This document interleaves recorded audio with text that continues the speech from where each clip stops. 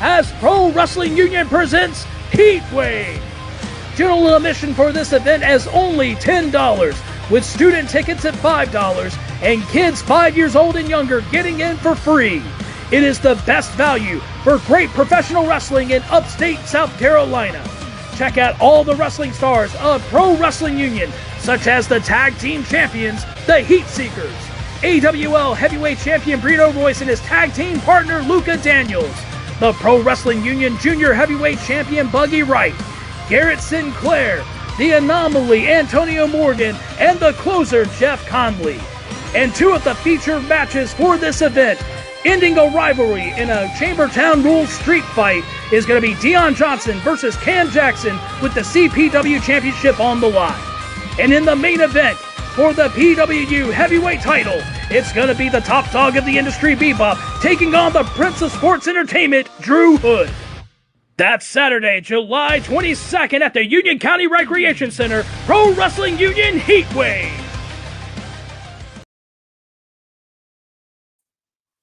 What is up, ladies and gentlemen? Welcome to the show. It is now time for the Thursday night Indie Spotlight. I am your host, The Saint, and with me, as always, over here on this side, as always, David Estacado, your host with the mostest, here with the Saint. He's not so saintly, but I'm also here with Lorenzo, the Lucha Llama, here as well, helping out with the production here. And yeah, we're here with Thursday Night Indie Spotlight. I'm hyped. What a weekend full of wrestling, man. I agree. Lorenzo is helping. Yeah, yes, you are helping, Lorenzo. Lorenzo is the most over part of the show. Like, if people don't know, now you know. Anyway, dude, what a week. What a weekend. The pre and the post show thing for Intense Action Wrestling went very well. I think it really will. Actually, it's from what I've heard, it's actually going to be shown not on our platform, but another platform as well. Just the highlights and stuff. So look out for that. And yeah, everyone's asking, where's the post show? Where can they watch the pre and post show? I think it went really well. Well, they can see the pre and post show on my YouTube, or you can go back through our social media channels and check them out there. But you can also, I sent the full hard copies to the promoter for Intense Action Wrestling, and he'll, they are his to do with what he wants. Unfortunately, I was unable to make it, and they've scheduled out their next show, and I'm not able to make that one either. So the next pre and post show that we've already been, we've got the new names for one of them, or the adjusted name for one, and apparently the Fallout, I like it. I liked it. It was the Fallout. Dope. Yeah, the Fallout. Intense Action Wrestling's Fallout. Yeah, I know. Yeah. It just sounds like that post-apocalyptic shit, right? And I was like, dude, it came off the top of the head. I don't know. But anyway. It's good. It's good. I like it. You did a good job. Appreciate you. So he has both of those, and he's able to cut, paste, they are his to do with what he wants, man. That's kind of what we do. We provide content for people who want content, and we provide content for a lot of independent professional wrestling, not just the companies you see below. Oh, by the way, I put in the order for a new background again, just a little bit ago. So we should have that by the week's end. Honestly, fantastic. Guys, another new background coming. I spend money like I drink water all day. No. Shut up. You need to shut up. I have a problem. Where was my invite for all this freaking crap this past weekend and the weekend before that? Where was my invite? I was the only person on that stupid show that even mattered. Not one invite, not one message, not one text. The only North Carolina boy on that whole dang show, and nothing.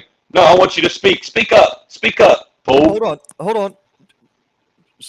Jack, do I call you Jay or do I call you Jack? Which one is it? You can call me whatever the crap you like. I don't really appreciate either one of you right now. I don't really care what you call me. So, realistically, I send the information to David and to the promoter of the show, and they do with it what they please. So your invite is between him and the promoter. What? Whoa. Don't throw me under the bus. I did my due diligence. Where's my invite? Well, you're here now. We tried to get Here you. now. I couldn't find you after the show, after the post show, so I do apologize. So we have you now. I hope that better late than never, as they like to say. I wasn't there. But look at it the bright side.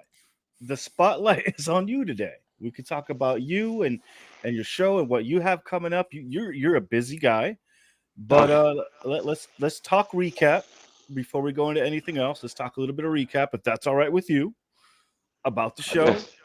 Yeah. Again, we apologize. Drop the ball on that. Here I am. Hey, big time. Okay. He keeps saying we like he has a mouse in his fucking pocket or something. I don't know. You got a mouse in your pocket? Is that why you're having to drink the water? You thirsty? You getting nervous? I have a mouse in my hand. Oh, you do. You should know. All right, so let's talk about first time in the DMV in my hometown. What'd you think, Jack? You were the crowd was hot. You made a point. You really gave it everything in that ring, literally and figuratively. You really gave it all to your opponent. Who was your opponent this past weekend? He was Mr. Amazing. I don't know his worker name. That's horrible. But I don't know his worker name. It's Mr. Amazing. Is that it? Surprisingly enough, that was his number one. Mr. Amazing was his worker name. You went and you came into the hometown. You defeated, physically speaking, the hometown hero. But things ensued, as they say. Want to talk a little bit about that? I mean, I don't know what the kid was expecting. He was going one-on-one with one of the top independent professional wrestlers right now. You can testify to that. And probably the fastest rising independent wrestler on the market. I'm freaking 2.5 years in. I think people forget that. I'm doing all this stuff and I'm 2.5 years in. You know what I'm saying? Like, people don't do that at this age, you know? And at this age, I've been a model. I fought on MMA on NBC Sports. I freaking have been seen by millions of people on YouTube. I have had a tryout with the biggest company in this freaking profession, and I'm wrestling every single weekend, 3, 4, 5 days a week. You know, like, it just doesn't stop. So, and then the kid this weekend, he stepped up. He was a talented young kid, but at the end of the day, he lost and got his ass beat all the way around that ring. And you can testify to that too, can't you? I can. Yeah, that was it was kind of rough to watch. He's kind of literally thrown in a lion's den here, going up against you. But you got to give it to the kid. Has some heart. Ron, looks like you have something to say here. Yeah, well, when we were doing the pre-show, I believed when we looked at yours, I think I had picked you to win anyway. Well, because somebody said that, is this the guy that y'all were telling me was the striker? Like, he's going to, if he grabs a hold of you, he's going to hurt you. That's him, right? No, Jack was the striker. That's him. That's him. Isn't that what I said? That's what I said. Yes. Yeah, so I said, as fast as that other guy may be, he's still got to get close to hit him. And if he gets close and Jack gets his hands on him, it's over. So that's what I said from Jump Street. I mean, most of these guys, they need to do their homework too. I've done combat sports since I was 12 years old. 12 years old. And this isn't just like regular, like, you know, combat sports. I've done amateur wrestling, Brazilian jiu-jitsu, Muay Thai. I fought in an octagon. You know, I fought in the streets. This isn't your regular day-to-day human being. I grew up on a freaking farm. I'm a country boy at heart. You know, like this work ethic, no one has it like me, I promise you. I was 12 years old in a gym 8 hours every single day. My parents can testify to that. My coaches can testify to that. I'm an All-American in amateur wrestling. If they would do their homework, Damon, if they would just do it, just a little bit of their homework, I promise you, they would learn something, but guess what? They never do. I think it was also the fact that this was an inaugural show, right? It was a show, big show. You got to give it to the kid. He wanted to show off in the hometown. He wanted to be the hometown hero. Upset over you would have cinched him in as a big name for the company. That's what I'm thinking. That I was in his head. You got to give him credit for that. No, all credit to the kid. I mean, he has a lot of heart, and I think he has a lot of potential in the future. I think he has some things he's got to learn, but I for what it's worth, he brought the fight. You know, I mean, he just did. I can't deny that. He got some shots in, and there were some times when I think people thought it was close. It wasn't, but you know, No. It looked like he did some damage, but you literally took it like a champ. It looked like it was like nothing. I mean, I've seen you get hit by a lot worse, but the kid tried to give it his best behind it, but it wasn't enough to even deal as much damage as he thought it did. And then seeing you literally tossing the kid around from around, the crowd got their money's worth, is what I'm saying. Now, do you think this matchup was satisfied you as a first matchup for IAW, or are you waiting for more? And to follow up on that, are you expecting this to kind of be showing a message to City that you are the top dog right now in IAW? I think it did. I don't think anybody else there performed like I did that night. I think you could testify that as well. I think I was the most dominant performance out of everybody that wrestled that night. And I think there was a lot of great wrestlers, but I don't think nobody there is ready for what I have to bring. And I don't think a lot of them know who exactly I am. And time will tell. You know, I got some other dates with them for the rest of the year. So I'm going to be at more shows because they want me, and they do. Oh, I mean, of course they want you. You got to be there to run that back, quite literally. And Ron, looks like you got like 1, 2, 3, 4 points. I got a couple things to say. He's tingling. I'm sitting there like this guy's just adding things that I want to bring up. You brought up that you've been in combat sports since you were 12 years old. How long have you been in a wrestling ring? Just a quick one. 2.5 years. 2.5 years. Okay. Yeah. So you also mentioned that you were an All-American. So that's amateur wrestling. You've been in Brazilian Jiu-Jitsu and cage fighting, street fighting, all these things. I can already tell you what this dude wants. A lot of people can't. There's these things that go around guys' waists and or over their shoulder, and they normally equal fat pockets. Yeah, right. So this guy is a combat sports guy. He's not here to win you over. He's here to whip your ass, take money, and go home. Yeah, he's not the one here to win you over. He's here to win belts. He's here no, to I don't. win. That's the problem with a lot of the current guys is they really, really care. They want that crowd to love them. They want those moments. They want to do their flips to get the crowd to pop. I don't care about any of that. I'm going to punch you in the mouth and leave you laying there. Hopefully you go to the hospital because I enjoy that feeling. I love seeing a man bleeding and trying to fight for every single little breath that he has, because that's when I know I have you. That's those small moments. They haven't been to the deep water like I have. They haven't been in the freaking July in a 110-degree freaking gym that has no AC. You're constantly wrestling. You're constantly grappling. You know that feeling where you want to quit, but you don't. They don't know that, because I know when someone's ready to quit. I've felt that so many times in my life. They're not ready. They don't know. They don't. And yes, I won't go. I'm the current Future Stars of AML champion. I'm the current AIWF Middle-Aged champion. I've held for 200 plus, probably 250 plus days now, close to a full year. For both. In September, will be a full year for both of them. So They're just not on my level. They're just not. Not even that they're not on my level. All respect to everybody that's in this business, but they haven't done the things I've done my entire life. That's what sets me apart. And knowing that some of the things I've went through in my personal life, knowing of what it takes to get successful, and also having those failures and knowing that I never want to feel that again. That makes me hungry. I want the food on the. I've been homeless. Okay, I've been homeless. I've lived out of my car.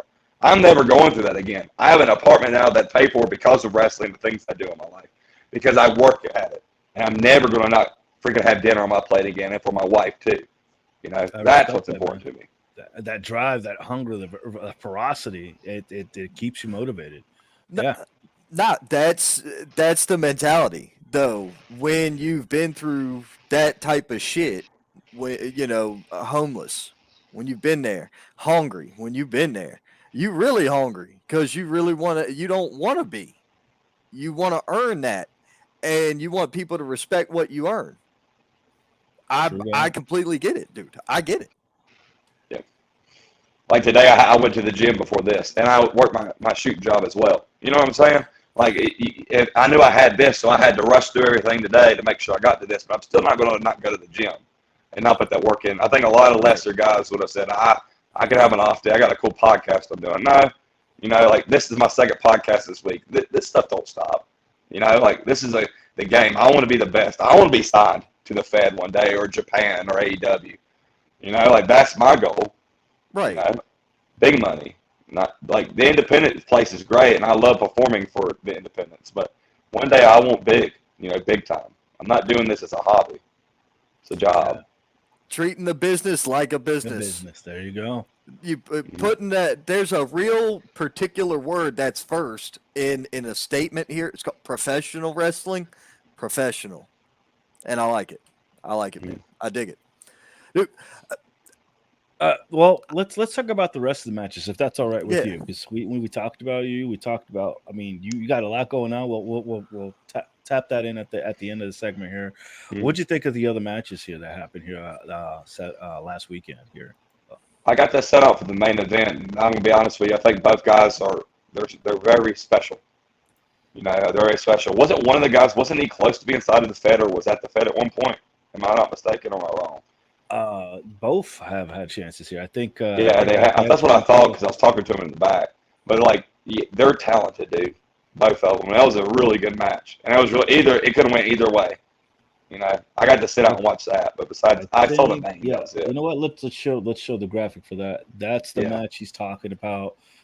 J. Cole versus Joe Ocasio. We had him on the show. Actually, talked a little bit about some of his background, some of his history, and this match again, him and Ocasio. I got to give it to him. He came in and let Ocasio know that the rules had changed at the last second, and came in with the okie doke out of nowhere. I think that may have helped him too. And then the fact that he stuck on Ocasio here throughout most of the matchup, it was a hell of a fight, hell of a match. Yeah, that's the first time I've met Joe, but I met Jay before. Jay's a powerhouse, dude. He's a beast. He really is, and he's athletic for that size, and to be that athletic and that powerful, it's remarkable. And to move the way he does, he moves similar like TDT up here in North Carolina. He's a very similar to that. I'd love to see that one day. That'd be fantastic. Oh, Someone needs to book that. That'll be an even match. That could go either way. Or throw Bojack in there as well. Do a triple threat, brother. Bojack, TJ Boss. Yeah, gosh. TJ Boss and Jai Cole, I think, would be a money match. Like, agreed. No doubt. Especially the weight TJ's lost recently too, and the speed he has now from that. Gosh. I hadn't seen him in forever, and he drove down to Monroe. He drove down to Monroe, North Carolina. They left PA and came down there, or Jersey, or somewhere up, north of the borderline that I don't pay attention to. Wow, thanks. You're welcome. I'm not gonna lie. But they drove down. And I had seen him. I'm like, bro, have you lost weight? I hadn't seen him in over a year in person. And I was like, he looked like he lost me in size. Like, it was an incredible transformation. And he was like, I've been eating clean. I've been working my ass off in the gym. He goes, I'm refocusing and I'm going big or going home. So TJ Boss is about it. Yeah, I people don't understand how big your diet is. Like, I completely changed my diet, and I went down from like damn near 200 down to 172 now. Now I'm just trying. All right, let's focus and get more in-ring shape, get that stamina back up, and man, it's been hard work. Let me tell you, the diet's the roughest part. Because I've been trying. I tried to. So back last year, I was about 30 to 40 pounds lighter than I am now. But I've been trying. I want to be an actual heavyweight. Like those Japanese villains back in freaking All Japan, brother. That's what I want to look like. Because those guys they're different. They're beasts. And I want to bring that to the table. So like my diet changed up, and the diet, dude, the constant eating and stuff like that sucks, dude. There's nothing fun about it. Eating just chicken like all day. I feel hungry most of the time. Like, you're gonna get the cravings in. Like, I had to work around it. Like, and then spending time with family kind of interrupted that because being a Latino, our family loves freaking the frijoles, the huevos, the tortillas. It's like just a bunch of carbs. And I'm trying to be nice about it, but it's like you had to work around it somehow. So yeah, the protein, man, and have to changing up the protein. It goes from chicken, the beef, you throw in some bison. We got lucky. There's like something called like Wild Fork in the area. You can get like whatever kind of meat that you want. So you can, get bison, you can get different fish, you can get elk if you want, you get game meat if you want. So that's really helped out a lot with that. So when I fought MMA, the last weight cut I did was 55 pounds. I cut 55 pounds. I went from I was about 260, 255. I dropped down to 205, and freaking it was rough. So like I understand like the weight loss that like TJ went through, because it's like you're constantly watching what you're eating, you're constantly counting your macros, you're constantly looking at what you're having to cook for freaking Sunday to have for the rest of the week. Yep, exactly. It's rough. It's rough. It is, but it's worth it. It is worth it. Oh yeah. So speaking about rough, let's talk about another bunch of big beefy boys here that we were able to see. That I was really excited to see this matchup here, and I believe this is it. No, that was your matchup, not the matchup I wanted.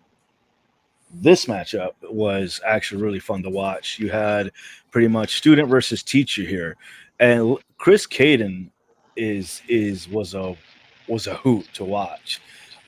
Future matchup, if we're able to do it, dream matchup, him versus White Mike, I think would be a funny, awesome. You don't know where these guys talk about unorthodox. These guys will probably go at it and you wouldn't know where they're coming from. Man, you say White Mike. I say, judging, you got to remember, I didn't see the event live. I haven't seen all of it. Basing it on, you're in my conversation. Mm-hmm. I want to see that dude going up against somebody like Thomas Extreme. The cardio. That is, give me that. Two guys that can go and pretty much have an unlimited gas tank. I want to see them to where they're so blown out at the end of this. When they go to throw a punch, you can see the dust, Yeah. That is what, in my interpretation of professional wrestling, the powerhouse, the grappling, the submission, the technical, that's my speed of professional wrestling. And that's what Caden who's kind of like an all-rounder here, but he was really working the crowd. That's what I really liked about it. Like, even when he was like giving it to his protege here, he was putting on a show. Like, everything had a reason for it. Like, he was literally testing Keen here throughout the matchup, and it was really, really well done. Kudos to both of them. You can feel the respect and love between the both of them at the end of it, sort of, kind of. But you know how the crowd was. The other big match I really, really liked was Gabriel Kai versus Risk. Oh my goodness, Gabriel is special. He is special. Yeah, Gabriel is saying it. I think he's going to wind up being booked on some big shows, and maybe not this year. I'm thinking next year, because I think Gabriel's really getting his name out. Gabriel is going to be one of the top independent wrestlers because he has the look, he has talent beyond measure, and he has that drive, and he's willing to do whatever it takes to make it too. There's not a lot of guys that are as driven as Gabriel is. I think the world of him. I'd love to work with him too. I think we could put on some magic, but he is really he's that damn good. He is. Oh, I went and did some research on him the first time we spoke to him. He was a guest on here, so I went and did some looking into it, and I'm like, dude, his return match from injury was against Bojack, and I'm like, look, you picked a hell of a return match. I just can't see you beating Bojack. I seen Bojack and TJ Boss break a 20-by-20. That ain't no bullshit. The wood. I'm not surprised. The wood in the ring.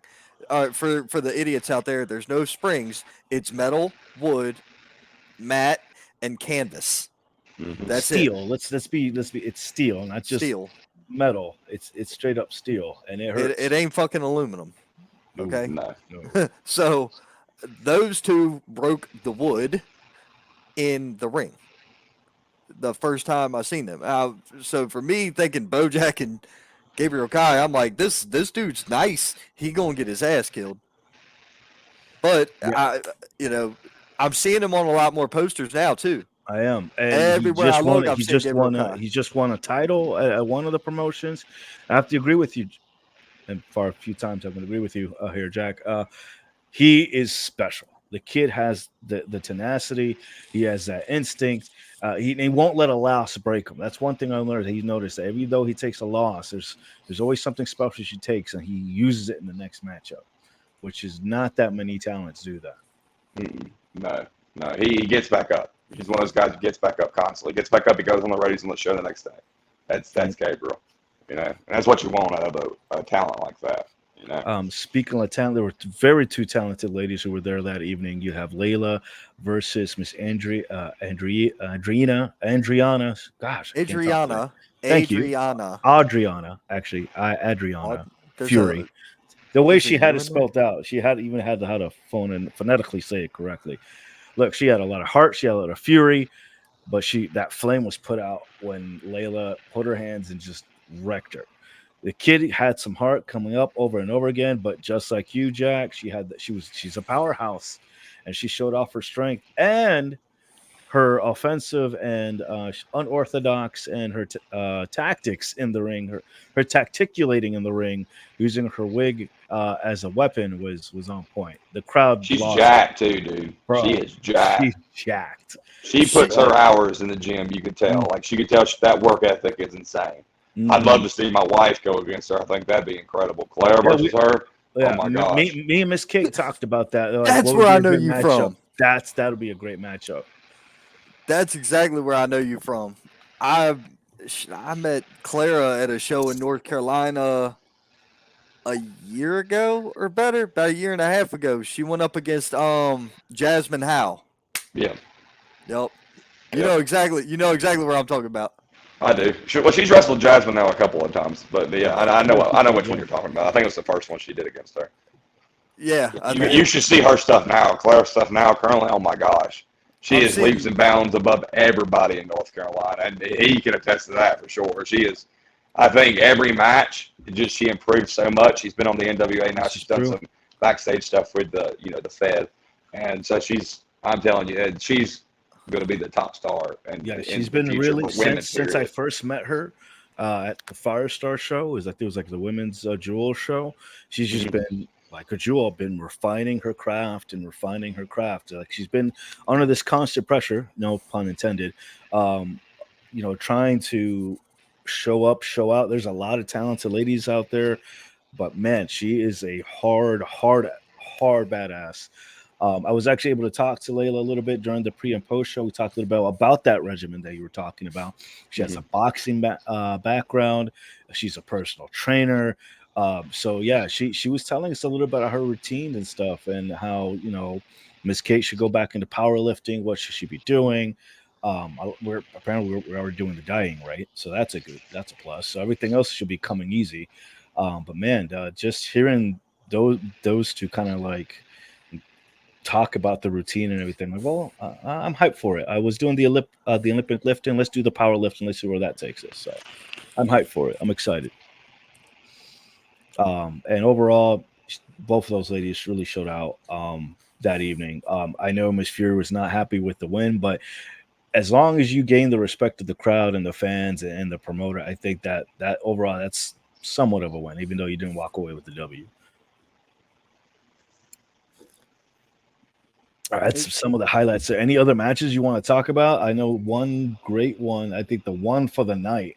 I was able to talk to the tag team about it. Here we go. Greed versus Big Money Inc.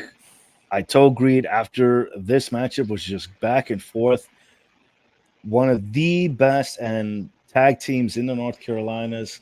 Big Money Inc. has been crowned, tag team of the year once or twice here. And they've shown their tenacity that they're a well-oiled machine, but going up against Greed, wow. These guys showed why they came here and why they're the elite tag team, where they're from. They're coming from the good old Bronx, New York. They're big boys, too.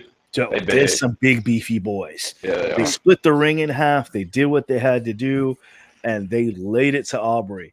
But everybody knows Money Inc. Aubrey is always a slippery guy, always trying to get one step ahead of the game plan. If there's a plan, and it fails, he's going to have another one up his sleeve, and he somehow manages to get the win here. And they were not happy about it, not at all.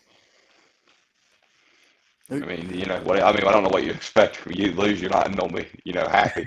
That's what we do. When they sat next to David during the post show, I was kind of worried for his safety. And it also showed the size difference because like Davin's head is about up to their, about up to the top of their bicep. Well, Davin's a midget too. Let's just not. I'm Yeah. 5'9" even. Okay. You're like 5'2", not 5'9". Dude, well, My if he freaking meets- left leg's bigger than you. Well, if he calls you a midget, I'm gonna be like a dwarf midget. Then. Probably. Hi, I'm Elfo. Sorry, couldn't help myself. But yeah, you see that was Jack. You see what I have to deal with. You see see what what I have. You have to deal with a dwarf who's 5'2", weighs 100 pounds. My leg weighs more than him. My leg's bigger than him. My third leg's bigger than him. It just doesn't look too good for him. Oh man, that's hilarious. we're just gonna move on that one. Anyways, that being said, the show was a hit. It was for a first show. They had a great showing out. The crowd was hot.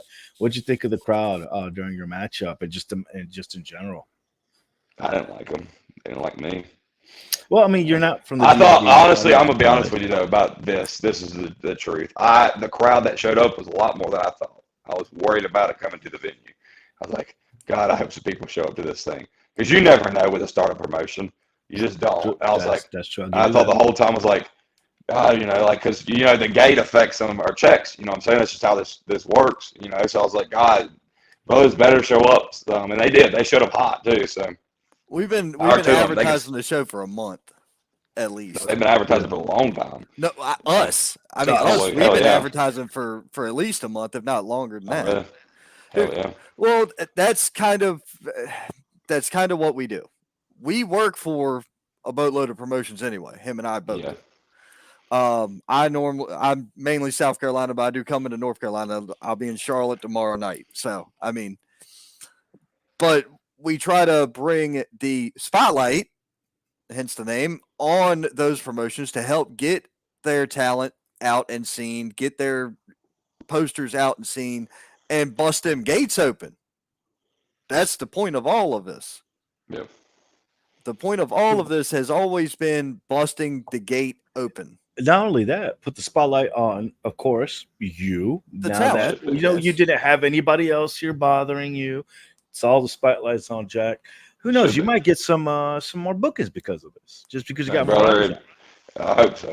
Actually, it's you already just filling did. up. Can we go to the comics? Let's go to the comments real quick because I think that actually might have just happened. Actually, there you go. You're welcome, by the way.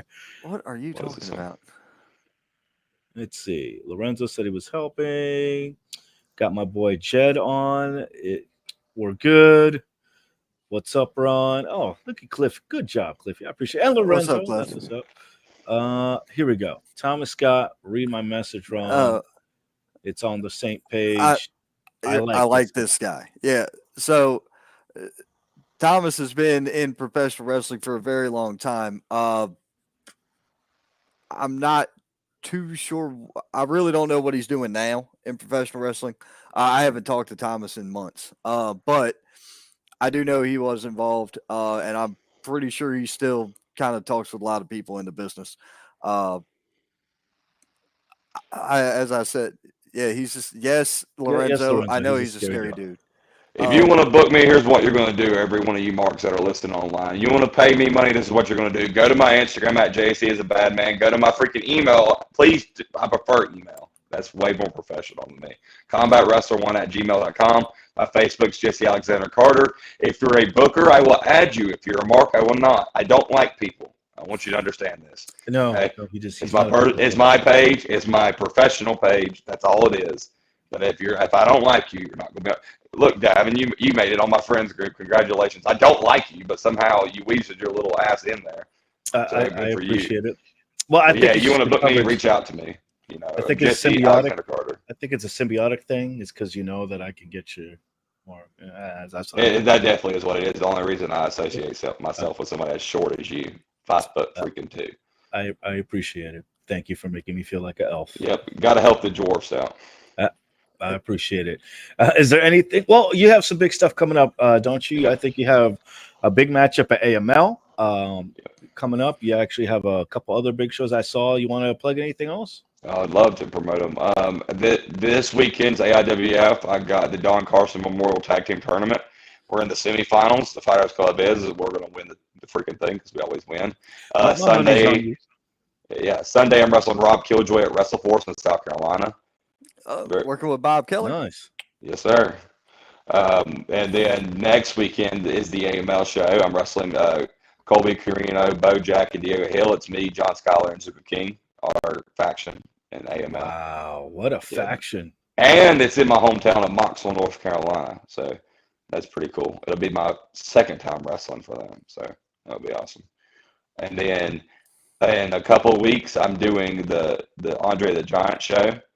The Giant Tribute. I'm wrestling Logan Quindell for the Future Stars of AML Championship. I saw that. Great poster. You always on front. That's going to be a hell of a match. Logan is quite the worker, quite the talent. I've seen him grow at Future Stars at the AML Center. Quite kind of stoic at the beginning, but man, he has really come into his own lately, especially with his work ethic, the work that he does in the ring, and his promos now, doing these wonderful promo challenges. I can't wait to see the promo for this. I will see you at the Andre the Giant show. I actually will be there, so probably could do some highlights there. But that's going to be a fantastic showing. Yeah.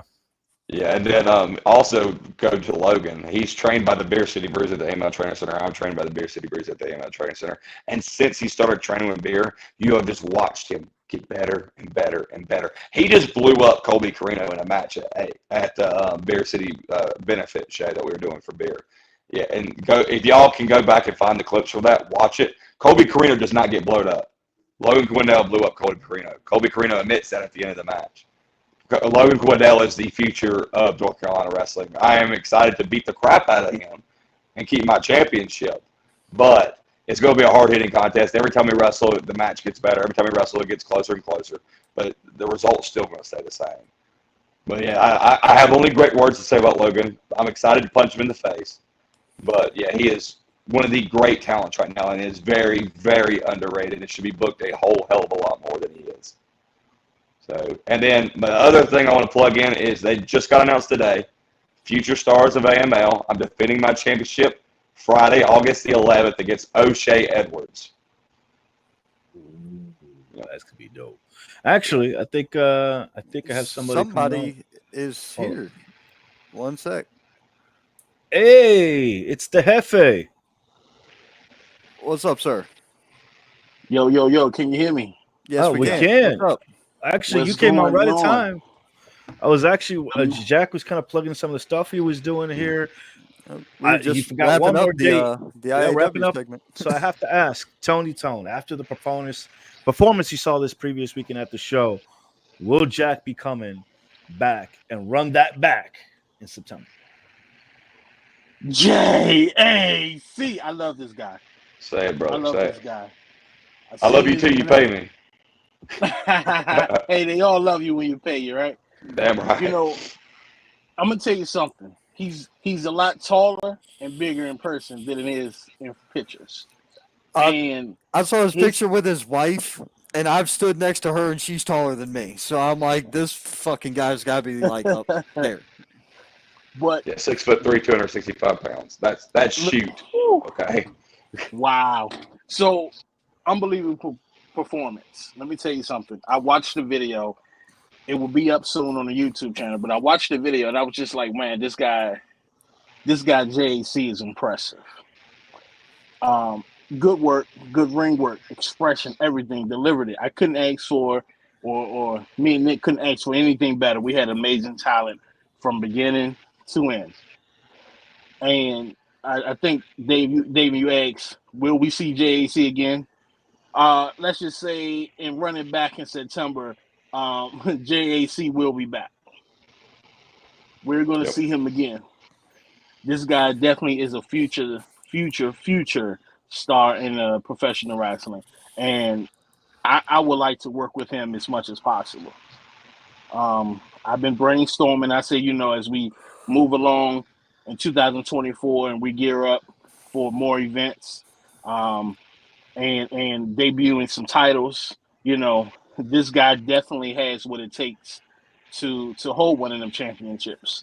Hell, he even has what it takes to hold the All Go No Quit championship. That's do that too. You took it from me, Tony. I beat the crap out of him too. It'd be cool to beat the crap out of the Booker. You know, done that before as well. But you know that's still to come. You know, we got some things lined up on the back end where we will have different contenders to potentially face the champion in the upcoming future. But what I can say is JC definitely is the man. Great professional wrestler.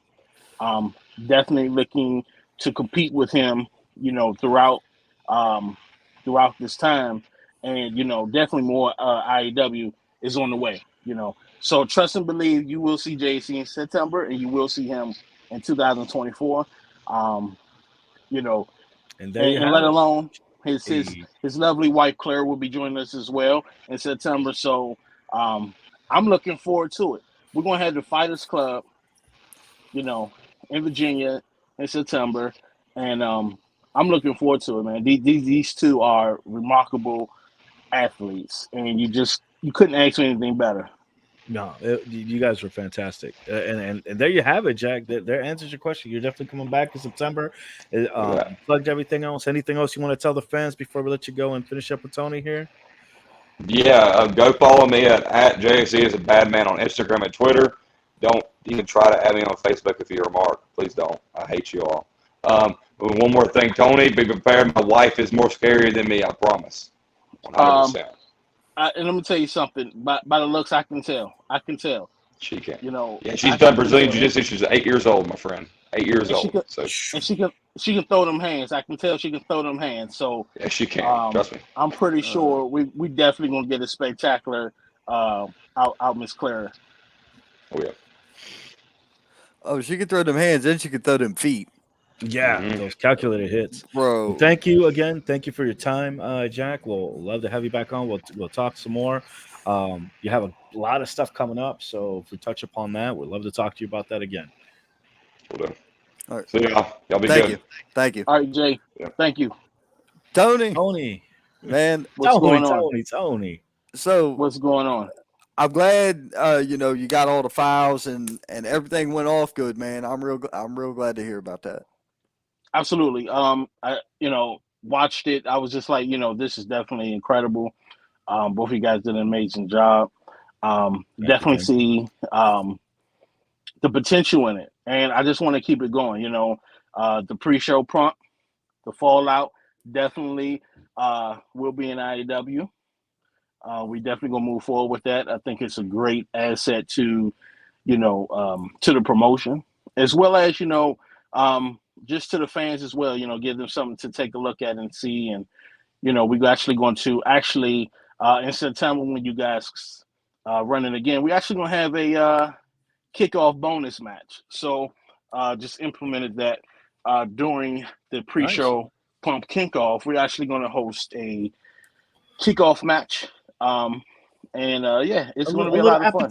A little appetizer. That's right. A little appetizer. That's right. Before the big show. I'll be sure to lay out the ways for David to get that one out there to you. Oh, okay, yeah, no problem. There's a way to broadcast it where where he gets to broadcast it and do commentary for it and all that all in one shot.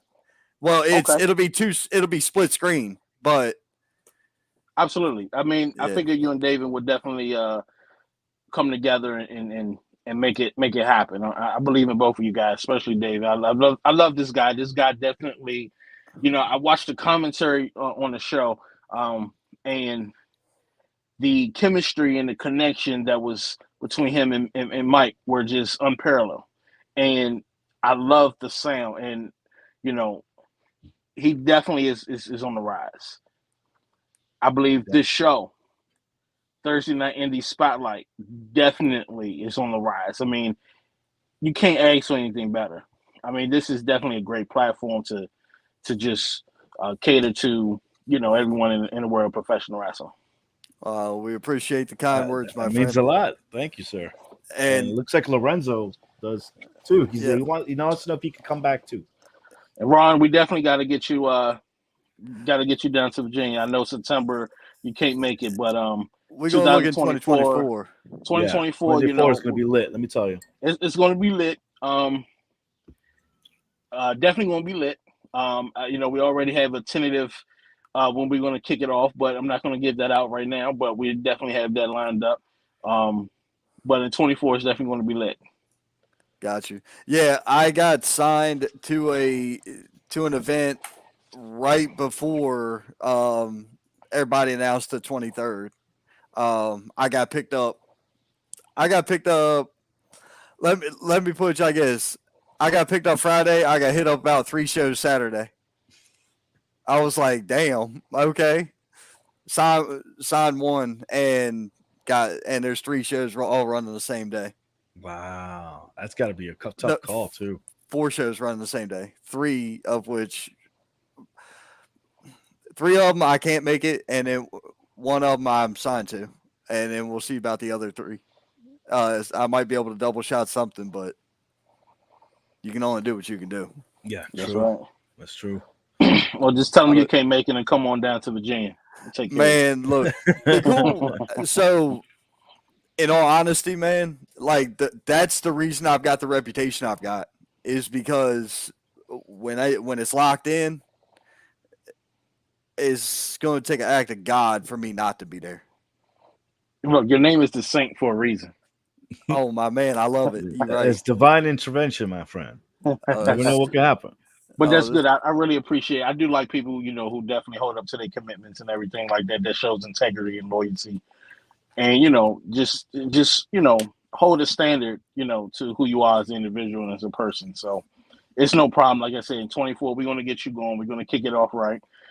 And because, like I said, have a lot of things me and Nick are definitely working on to bring you. And let me tell you something. It's definitely going to kick it off. It's definitely going to be great. We're looking to do a lot of things, and that's why September is going to be the last show for IEW. Was just more of a exhibition groundwork. Test of the water. Yeah, there you go. Test of the water, just to see what we prototype. We bring.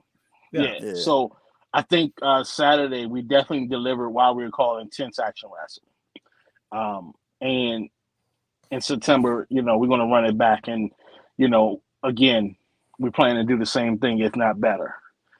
And then, like I said, we're going to take a break for holiday reasons as well as other commitment reasons outside of wrestling. But when 24 comes, get ready. It's fast and furious, baby. That's great to hear. I'm excited for it. Hell I can't yeah. wait. I can't wait for September. It's going to be fantastic. You heard it here first, ladies and gentlemen, on the Thursday Indie Spotlight. That you heard it right now. There's going to be a kickoff show with a kickoff appetizers match. Let's call it that, the appetizers. Here on the Thursday Night Indie Spotlight. And the Saint and I are going to be, well, at least me, it's going to be there talking, doing the commentary live, and bringing it to you while we're there. I'm assuming you're booked already for another booking on September 23rd. Is that exactly what you were saying? Like 3 other bookings or so? Wow. No, I signed one request, and the very next day, 3 more for the same day came. Oh wow. Wow. So that's how it happens sometimes. Yeah. I'm still in the process of personal stuff myself. So I'm new and up and down, PA to VA, down to DC. So it's going to be a busy week. Yeah, just a couple of weeks here. Well, like I said, I'm trying to come work Virginia and Maryland too. I want to hit up Maryland because everybody wants to do the thing in front of their hometown.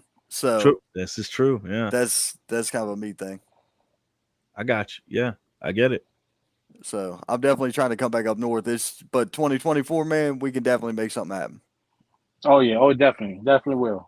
I'm excited. Look, I'm excited for it, and we only 6 months away or so, or less than that. But I'm excited for it already. But I'm more excited, for September. We're gonna have a lot of fun. And I mean, you dropped talent, more talent. You're gonna see some more talent. Like I said, once I get the card out, you guys gonna see the card, and it's just gonna be like, oh my God. So, like I said, it took a lot. It's just gonna be explosive, man. Right? Hell yeah. Well, man, look, Tony, thank you so much for coming on. Thank you, sir. Greatly appreciate it. We are a few minutes away from moving on into our next segment. So if there's anything else you want to discuss, talk about when it comes to the inaugural show that you held or the upcoming show in September that you have, now's your time. Yeah. Platform. Absolutely. Well, like I said, this past Saturday was amazing. If you was there, you seen, you definitely saw what IEW is planning to bring. If not, come out September. We will announce the date later, probably towards the end of this month, early August, and the location. And then we also will, bring you the card. Like I said, some returning talent, but a lot of other great talent as well, up and down the East Coast. So, but tune into, like I said, the IEW Pro Instagram page, Intense Action Wrestling Facebook page. We'll be just keep it updated, locked and loaded, with new and new news and announcements and things like that. Hell yeah. That's awesome. Man, look, it's turning into another exciting time for professional wrestling. It's been on a resurgence, and that wave is still going up. So I'm excited to see, where everything falls. Absolutely. Most definitely. I appreciate you guys so much. No problem, Tony. Thank you. We appreciate you. Yeah, thank you so much for coming on. Thank you for allowing us the time and just helping out and doing the show with you. And it's been a great time, and I can't wait for this to just level up here. It's something special. Let me tell you. Both Run on talked about it. You got something special going on here, and it's only going to get better, man. That's right. I think you just gave me a new name for a show, Level Up. So we're going to talk more about that later. But that's I love you. I mean, I love you guys' you name creations, man. They hit me so well. I just sit and I think, I'm like, that's not a bad name after all. You don't want to use Level Up. You don't want to use Level Up. You don't want to use that. I just made this meme the other day, and I'm telling you, you don't want to use that.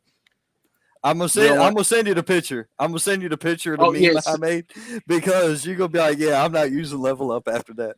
Okay, yeah, send it to me. But I think wasn't throwing shade. Terms, level up, next step up, but yeah. Hey, you guys are great. You guys are step amazing. up. That's not a bad one. Kick it up. I don't know, but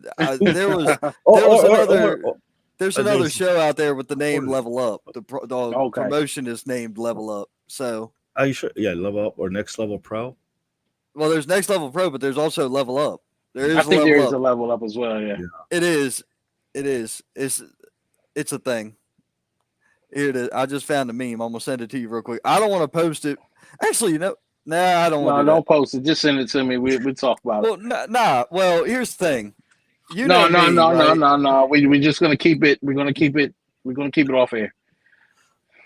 But it's funny. Well, we're gonna keep it off air. Everything don't need to be shared. Yeah, but I get to make fun of a lot of people, and hey, well, guess what?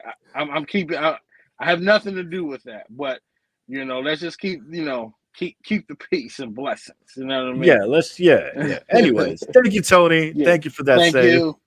Absolutely. Take it easy. All right, man. We appreciate you. You're gonna hear from us shortly too. Yep. Okay. Yeah. No problem. All right. Thank you, guys. Have a good one. Thanks. You too, sir. All right, bro. That whole you're terrible. segment. I want you to know that you're terrible. You saw the picture? You saw the picture. I told you that is hilarious. You're dumb. No, I'm not dumb. I'm for real. You're terrible. Oh my god. That I'll agree with. I am terrible. I'm evil. I mean, Peter, you're what the Spaniards called El Terrible. Anyways. Nah, El Terrible is how people say my Spanish is. That's it. So, but look, we're gonna move on because we got to talk about a lot more stuff coming up. We've got Pro Wrestling Union this Saturday. We've got XWW this Friday. But for right now, we have in our Green Room. We're about to bring him on air. We have the AWL heavyweight champion, one part of the Summit Fight Club, and himself, Mr. Brino Royce, will be coming on air. Him and his tag team partner will be going 1-on-1 against the Pro Wrestling Union tag team heavyweight champions, the Heat Seekers. That's the 4-time NWA tag team champions, the Heat Seekers.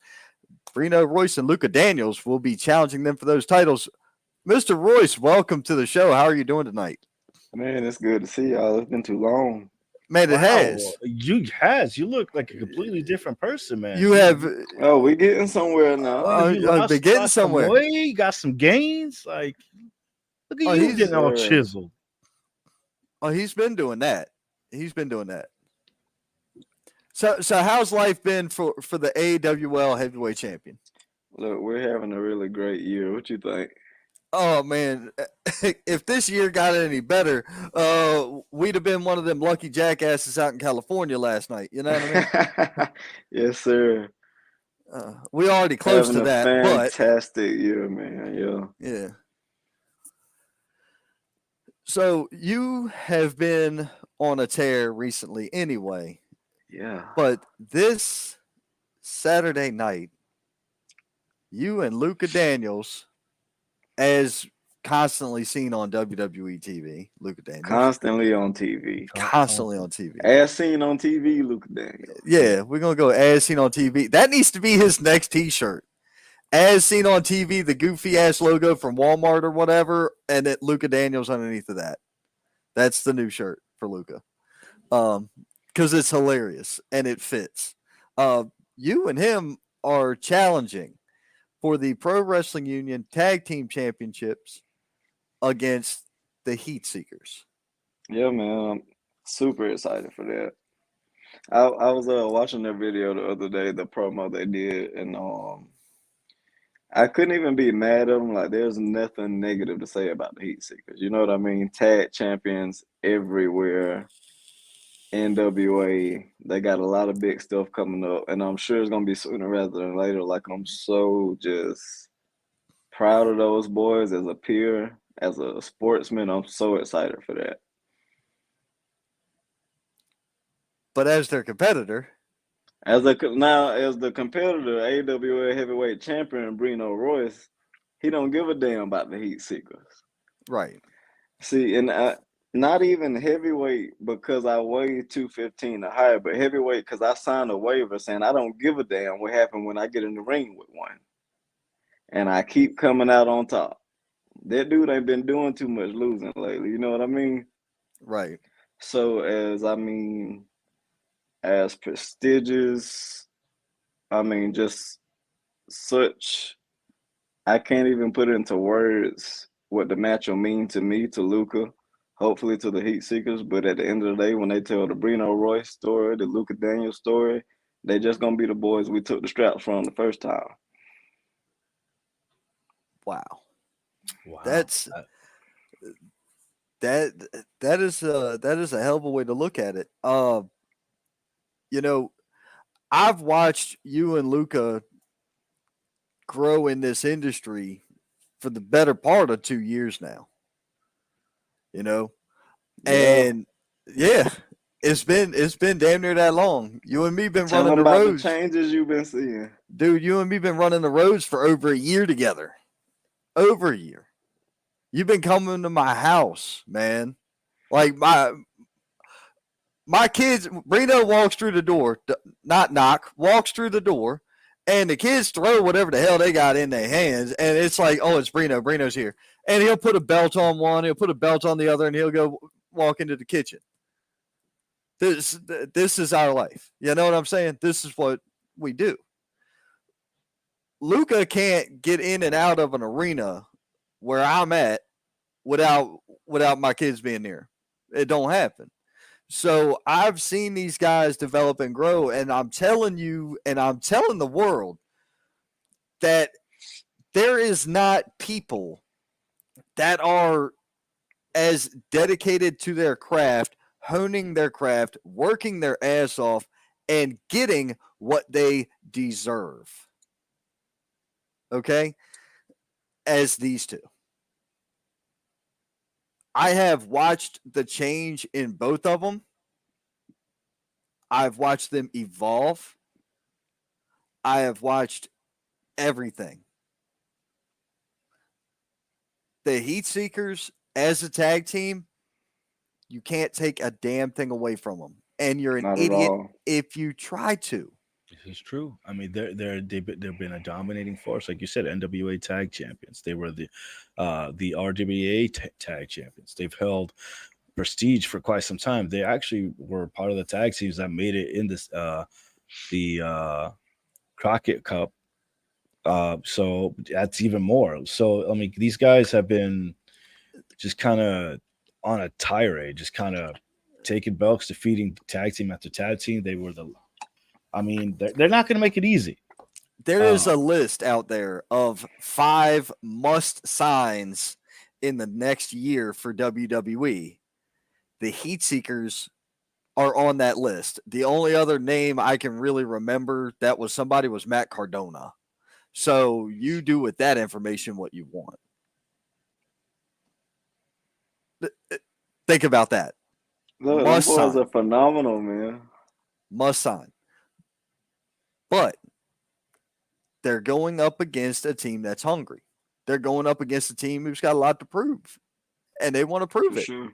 So this is what we call the casualties of war. Okay, we call this the casualty of war.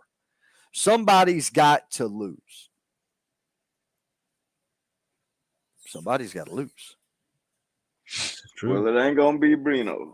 It ain't gonna be Brino. Well, you heard it there. Now we need to make sure it ain't Luca. You know. That's the way it goes, man. But so what else has the champ been up to? The last time we talked with you was right around the Florida King Enterprise Summit in Florida. It's been that long. Wow. Yeah, man, it's crazy. We've been doing a whole bunch of weight training, cardio training, just hitting the gym really hard. Trying to make some changes, invest in the physique and the athletic ability, trying to keep adding levels. Been grabbing new mentors. Training with Black Cat Dion Johnson very often, picking up gyms as I go, like day by day. We're really just ready to break whoever I wrestle next. I mean, yeah, there's that. I've been watching. You've been shifting your now, and if I start to give too much away, we don't give the recipe away, right? But Yeah, don't do that, please. Don't do me like that. I've noticed a little bit of evolution in your submission. It's not just about the pain and the joints and the stretch. It's about rendering people unconscious Yes, in a sir. submission manner. I mean, that is, I guess this is always a place I've been wanting to wrestle towards. Like before, I remember people were saying I'm not adding enough professional wrestling into my wrestling. And then it got to where, he's striking too hard. He's striking too often. He's doing too many strikes. And I think I'm kind of zeroing in on like that perfect balance between both of them. So it's really where I've been wanting to be the whole time. So you've been, and I've noticed it too. You kind of be reframing your playbook here, being straight up striker to now more technical. You kind of found your rhythm here, where during a match you can tell what you're working towards.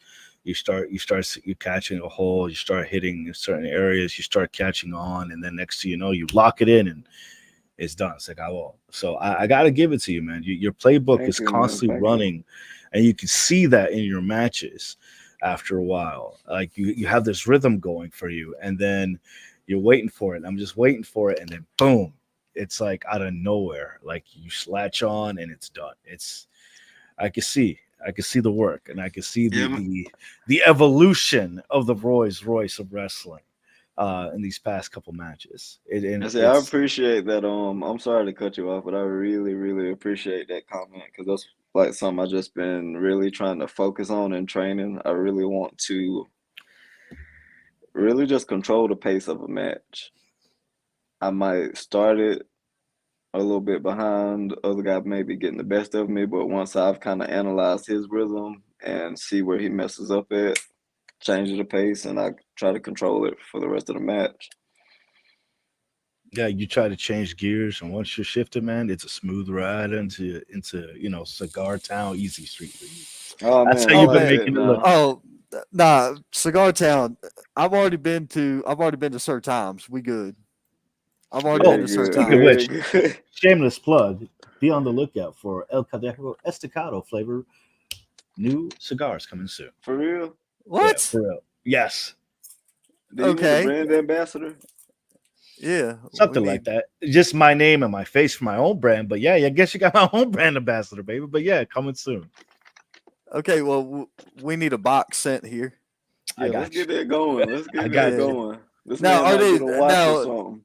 now? What are that's potential? What are we talking about? Maduro? We talking about what we had a blend? All I said is coming soon. I didn't get all technical now. I'm just dropping the little Oh no, appetizer. Once that's this. started, maybe I could have sponsored or brought you by El Caldejo Inc.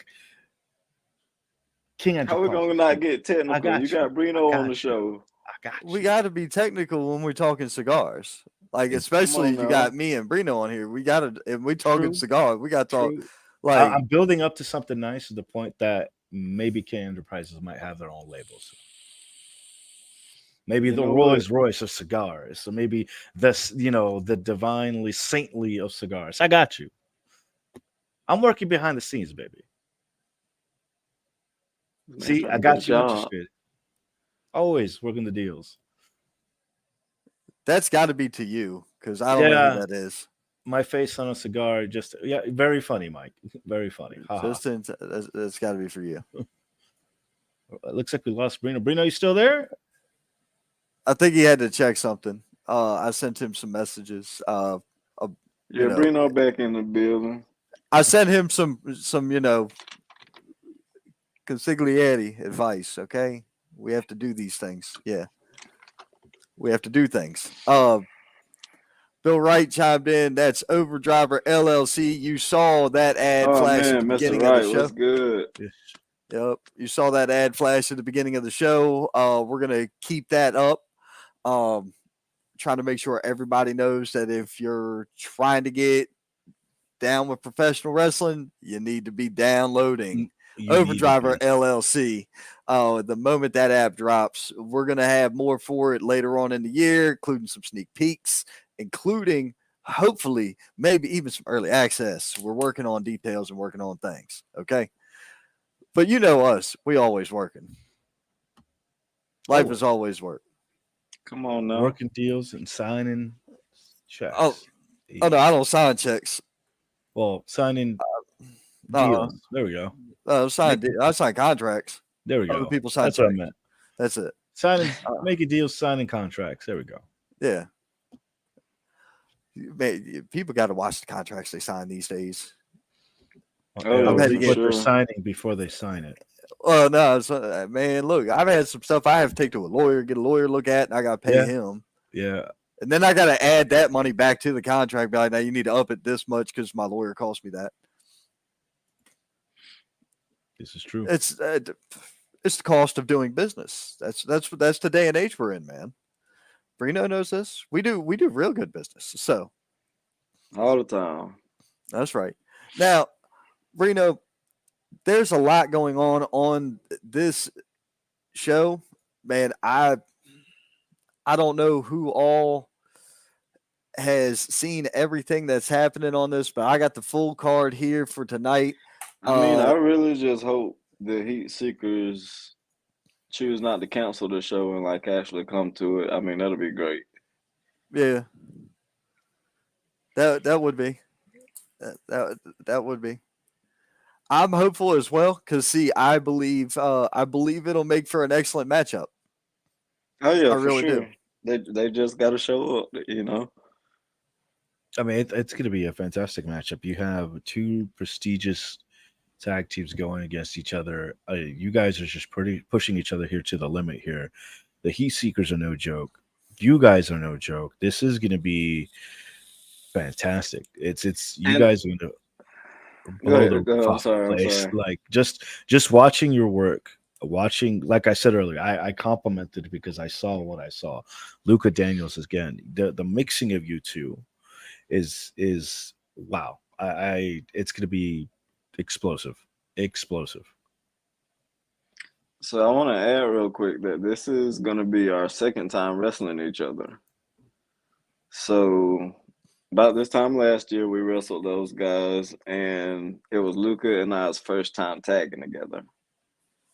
So, of course, those guys were way more experienced. They're seasoned. They got this chemistry. Me and Luca didn't have that together yet. But if them boys ain't been watching what's going on over this last year, things are much different now.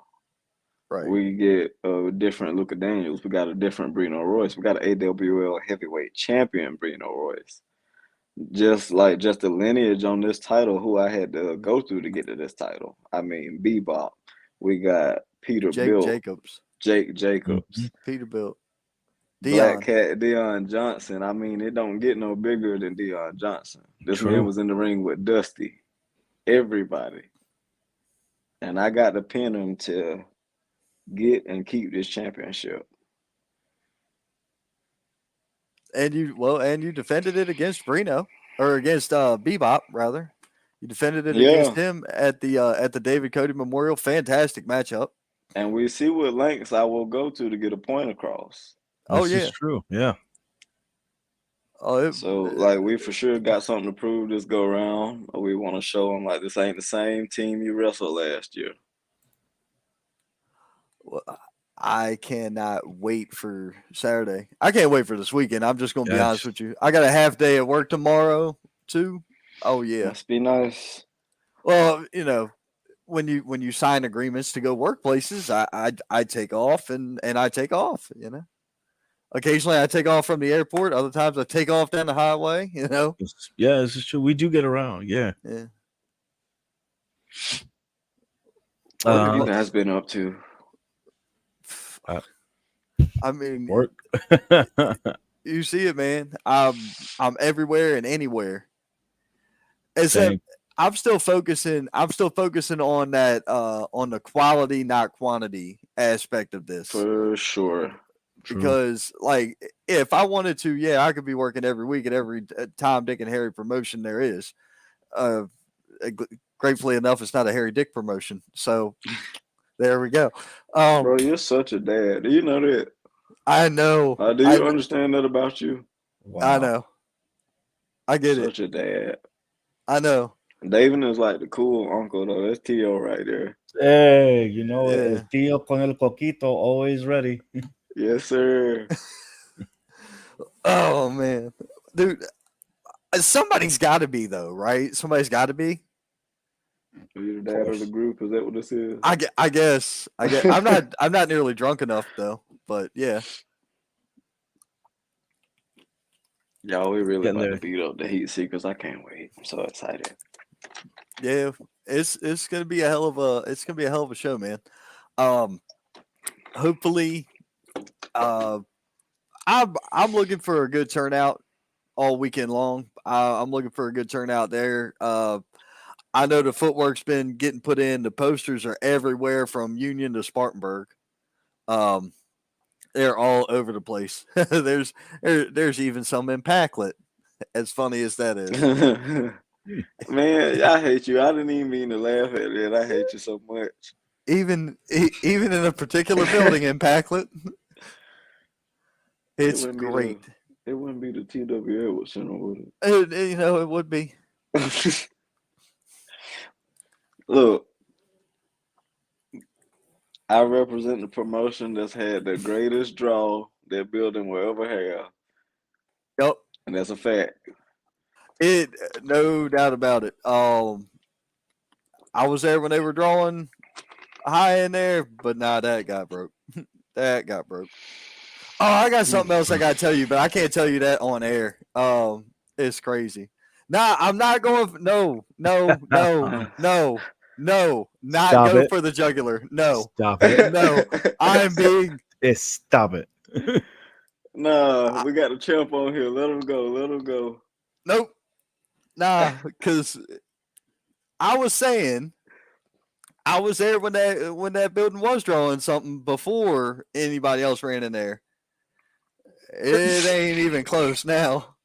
It ain't even close. Because I get the texts from the talent in the building. Mm-hmm. I get the text from them because my friends are booked on that show. I'm like, well, at least you got paid, babe. That's all I gotta say.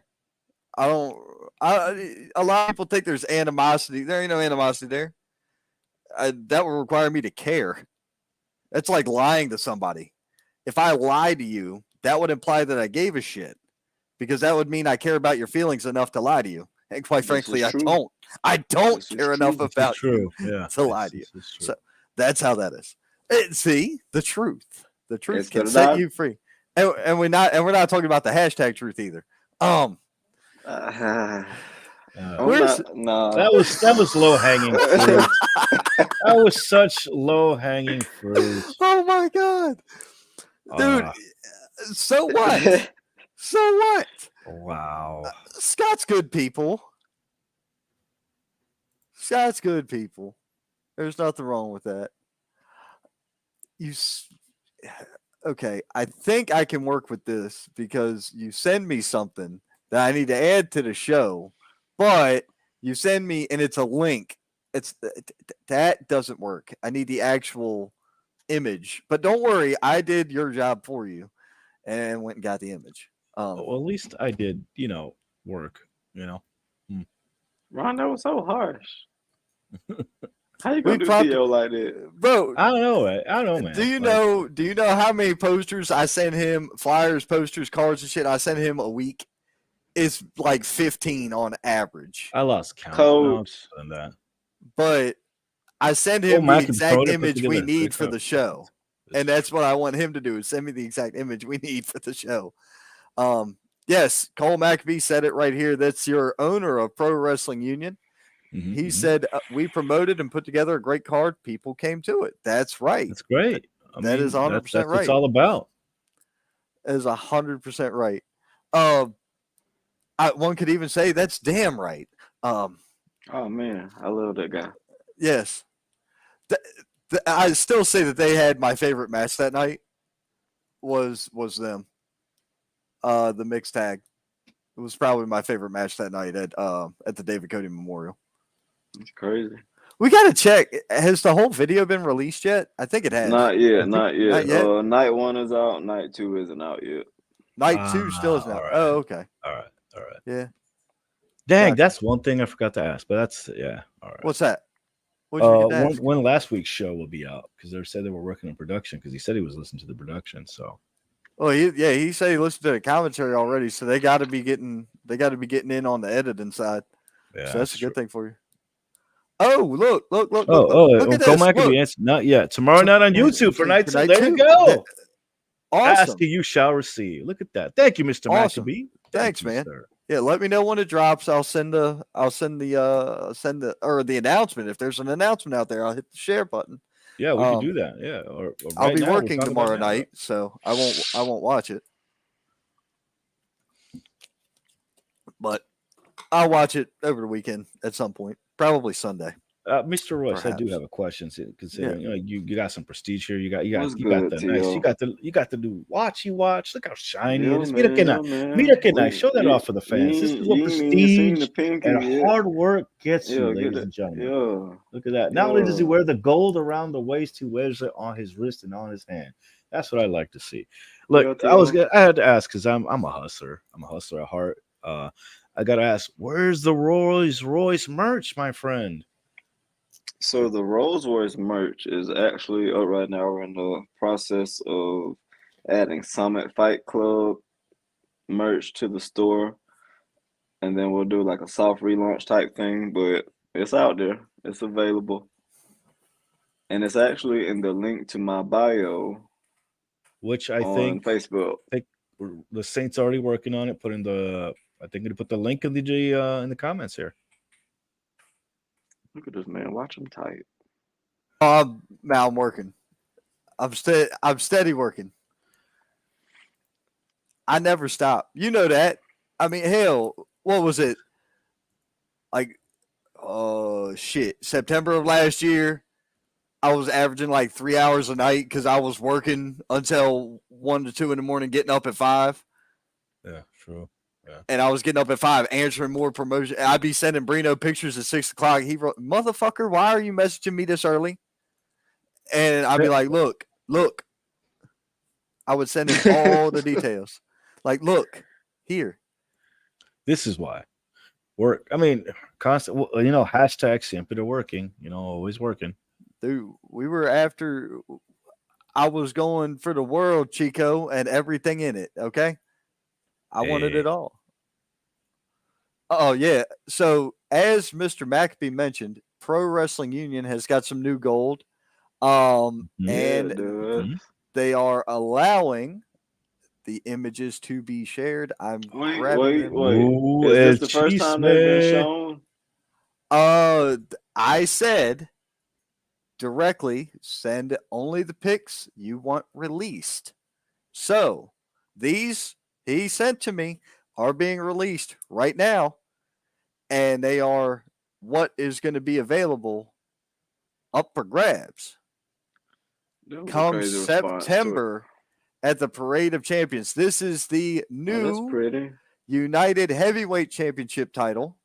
This will be up for grabs at the Parade of Champions 2023. We also have the new United Tag Team Wrestling Champions that will also be available up for grabs at the Parade of Champions 2023 in Union. Yes, the new belts are stunning. No doubt about it. Work right there. I mean, now they're not as pretty as Brino, but they're pretty. They're pretty. They're pretty. We will agree to that. They are pretty. They are fantastic. I especially like the new tag title. Don't get me wrong. Titles are titles. Some titles are prettier than others. And in my book, the interim Pro Wrestling Union heavyweight title was fantastic. Everybody loves 10 pounds of gold, right? That's the title that's what the current Pro Wrestling Union heavyweight title looks like. I preferred the interim. I thought it looked fantastic. The new one, I can't wait to see it in person. The AWL heavyweight title, come on. This one? It's fantastic. This one right here? Yes. I was one of the first. There it is. Look at that. I was one of the first with people with the custom side plates on it. That one. Yes. Ooh. Yeah, custom. This one. Yeah, custom side plates. I was one of the first people to hold that title in my hands outside of the promoter who bought it and his immediates. And when I first picked it up, I'm like, oh my God, this thing's heavy. It's ridiculously heavy. But the custom side plates were not on it yet. Fantastic looking heavyweight title. It's a beautiful piece of art, is what it is. I mean, it's too and rightfully from so. All the people I had to take it from too. Channing Davis is timed in. He said, "When is the tag tournament? That's what I want." What tag tournament? There's no tag tournament. I'm intrigued. You showed the tag belt, so I guess. No. They're up for grabs at the show in Union in September. They will be, in other words, so this Saturday night, the current champions, which are the Heat Seekers, and the challengers for those titles, Mr. Brino Royce and Mr. Look. Here you go. There we The go. title holders of the heavyweight and tag titles will be changed to United Heavyweight and United Tag Team Championships. They will be defended at all PW banner events with AWL, CPW, Here's to Legends, etc. Right. Wow. But the new titles will be presented to the winners of those title matches at the wherever they're, whether it's this weekend or it's at Parade of Champions. He's got it in these pictures, says Parade of Champions. So from what I understand, that means is Cole, am I right with that? The winner at the Parade of Champions walks away with the new belts. I'm just trying to make sure. Sounds right. It sounds like it's I'm wanting to make sure I'm wording it right. At Parade of yes. So at Parade of Champions, those new titles will replace the old titles that are the current titles. So what we see this Saturday gets replaced. And look. Channing Davis is throwing his prediction out there now. He's saying Brino and Lucas winning them, got it. They bringing them home to Summit. There you have it. This man knows what's up. Yeah, I'm inclined to agree. I've met the guy a couple times. Solid talent. Great talent. Very solid. And I think he has a great prediction here. I mean, it's an easy bet. But considering the two talents. Yeah. I bet on Summit, I mean, as ready as I am for it, though, I still don't want to discredit those guys because they are who they are. I mean, again, tag champs everywhere, forever. Right. NWA tag champs. These boys are crazy. I mean, as legitimate as a threat could be, that's what they are. Especially since we are the ones who have to wrestle them Saturday. So it's not easy, but I am excited for the competition, if that makes sense. Of course. This is a prestigious matchup. I mean, there's titles on the line for one, right? Right. There's bragging rights, of course, always. I mean, Luca and we got a score to settle. I mean, there are so many different elements to it. And it just piles up. I mean, it's already looks like it's boiling over, the tension between the two. And not to mention that you're from what I hear at Parade of Champions, it's something new belts are being introduced. Yes. They're wrestling history. This is going to be wrestling history here. They're replacing. Sure. Yeah, they're replacing those titles. That's what that is. They are replacing the titles. So here's what we're going to do. Brino, if you are up to it and you don't have anything else pressing to do, I know you're a busy man. But if you would like to join us, we're going to talk about the whole show. Let's do it. Let's do it. All right. So that's not the show. This is Saturday, July 22nd at the Union County Rec Center. It's 115 Thomas Street. Doors open at 6. Bell time 7 p.m. Pro Wrestling Union presents Heat Wave. Now remember, 4 Points Church of Greer, South Carolina will be accepting donations for Southeastern Children's Home in Duncan. They're looking to get paper products, healthy snacks, and food storage bags. And the matchups. This is a second round matchup for the championship contenders pool for the AWL heavyweight title. One of these two men could potentially be your next challenger. And we have Garrett Sinclair representing Summit going up against the anomaly himself, Antonio Morgan. Yeah, that's gonna be a fun match. Man, look, I got for that one. I got to go with Garrett, man. You got to stick with Summit because Summit sticks together. T.O.? I don't know. I could go either way. I mean, that guy's been on a winning streak. Let's be honest. Garrett, sure. Yeah. What is he like? 7, 8-0? What is he at now? He's been running, dude. I think he's like 7-0 now. Yeah. So that train, I don't think that train is stopping. But yeah, you never know. Variables tend to happen. I Might be mean, if something on those anybody's gonna tracks. stop it, it's gonna be somebody from Summit Fight Club. I mean, I got all the faith in the world in Garrett. That's why we signed him in the first place. He was one of the first people I went to. I mean, I got all the faith in the world in this man. Oh, So you're is there talking going to about be? Antonio's undefeated. Yeah. Oh, okay. Yes, Antonio Morgan is undefeated in AWL combat. Um, I'm still saying I'm sticking with Garrett because, like you said, if he wasn't talented, he wouldn't be signed to Summit. Number True. one. But not only that, that's who I'm talking about when I say the dude's been on the tear lately. I see him running the roads and kicking people's teeth in everywhere he goes. So he's a tall guy, so it's not real hard for him to pick his foot up and kick you in the teeth. Oh, he has that Yeah, reach so too. That is a factor too. You know, Right. that is a So factor. but I we look do at still look at have that. like the obvious stuff like Antonio's way heavier, you know. Yeah. He's known to be like a real powerhouse in this region. So I mean it'll be a good match for sure. Oh, it's going to be solid. Definitely going to be a solid one.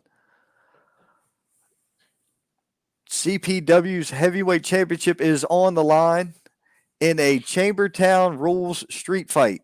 Now, for those of y'all who aren't familiar with Chambertown in Union, South Carolina, I would probably feel better walking the streets of Southeast DC than I would walking the streets of Chambertown. Fair enough. Y'all, everybody picking up what I'm putting down on this one? I think that kind of resonates with everybody. Maybe Baltimore. I'd feel safer walking the streets of Baltimore than I would Chambertown. That's a rough place. So this is going to be a rough match. As Cam Jackson, the former 4-year reigning CPW heavyweight champion, tries to regain his title from the man who took it from him in the Black Hat, Deion Johnson. Nah, the Black Cat's just too. Look, after what happened the last matchup, after all this build-up, I mean, I think the Cat's really been showing that he's a fighting champ here. And I know Cam's trying to look for some redemption, but it ain't going to be easy. He has championship advantage. You know, he has that veteran, the experience here. And Cam already slipped up once. You know, the Cat's ready to pounce on Cam the moment he slips up. So, my money is Deion retains. Sorry, Cam. I love you, bud, but Deion retains. I got to go with you on that one as well because Deion's got him in experience. You know, as Mr. Royce mentioned earlier, Deion's been in the ring with Dusty Rhodes. Man, I can't even choose on this one. I've got to go with Deion. Look at the amount of weight that Deion's lost a person in weight. Get ready for Cam, as used to Cam as you can be or become, you still can't guess what Cam's gonna do next. He is very unpredictable. That's true. That is true. Super unpredictable, super charismatic. I mean, he'll do anything. And then, like you said, Deion's been in the ring with Dusty. Deion, he paid his bills with wrestling. That's a level a lot of us haven't even gotten to yet. You know.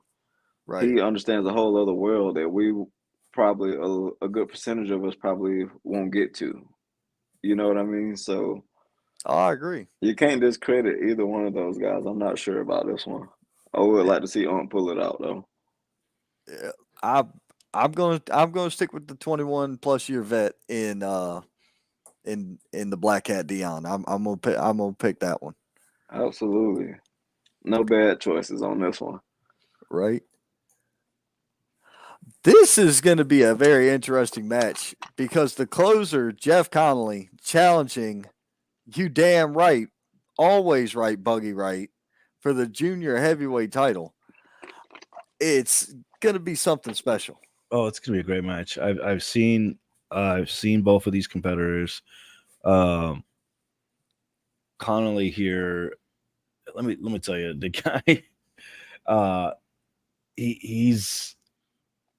What's the word I'm looking for? Surprisingly fast for a thick fucking stack dude. Let me tell you. Yeah. If those grapples come out of nowhere, let me tell you. And watching him perform, and being able to grab quickly and then suplex you or throw you one way or another. Buggy Wright has some work cut out. Well, Trying not to be That's grabbed an in by athlete Connor. right there. Yes, sir. several months ago, Jeff Connolly laced a straight up lariat into a distant relative of Mr. Wright's, and I thought he took his head off, clean off his shoulders. He hit that boy so hard, generations behind him felt it. Like, dude's a It- monster. Dude is a monster. Jeff Connolly's got all that power in the world.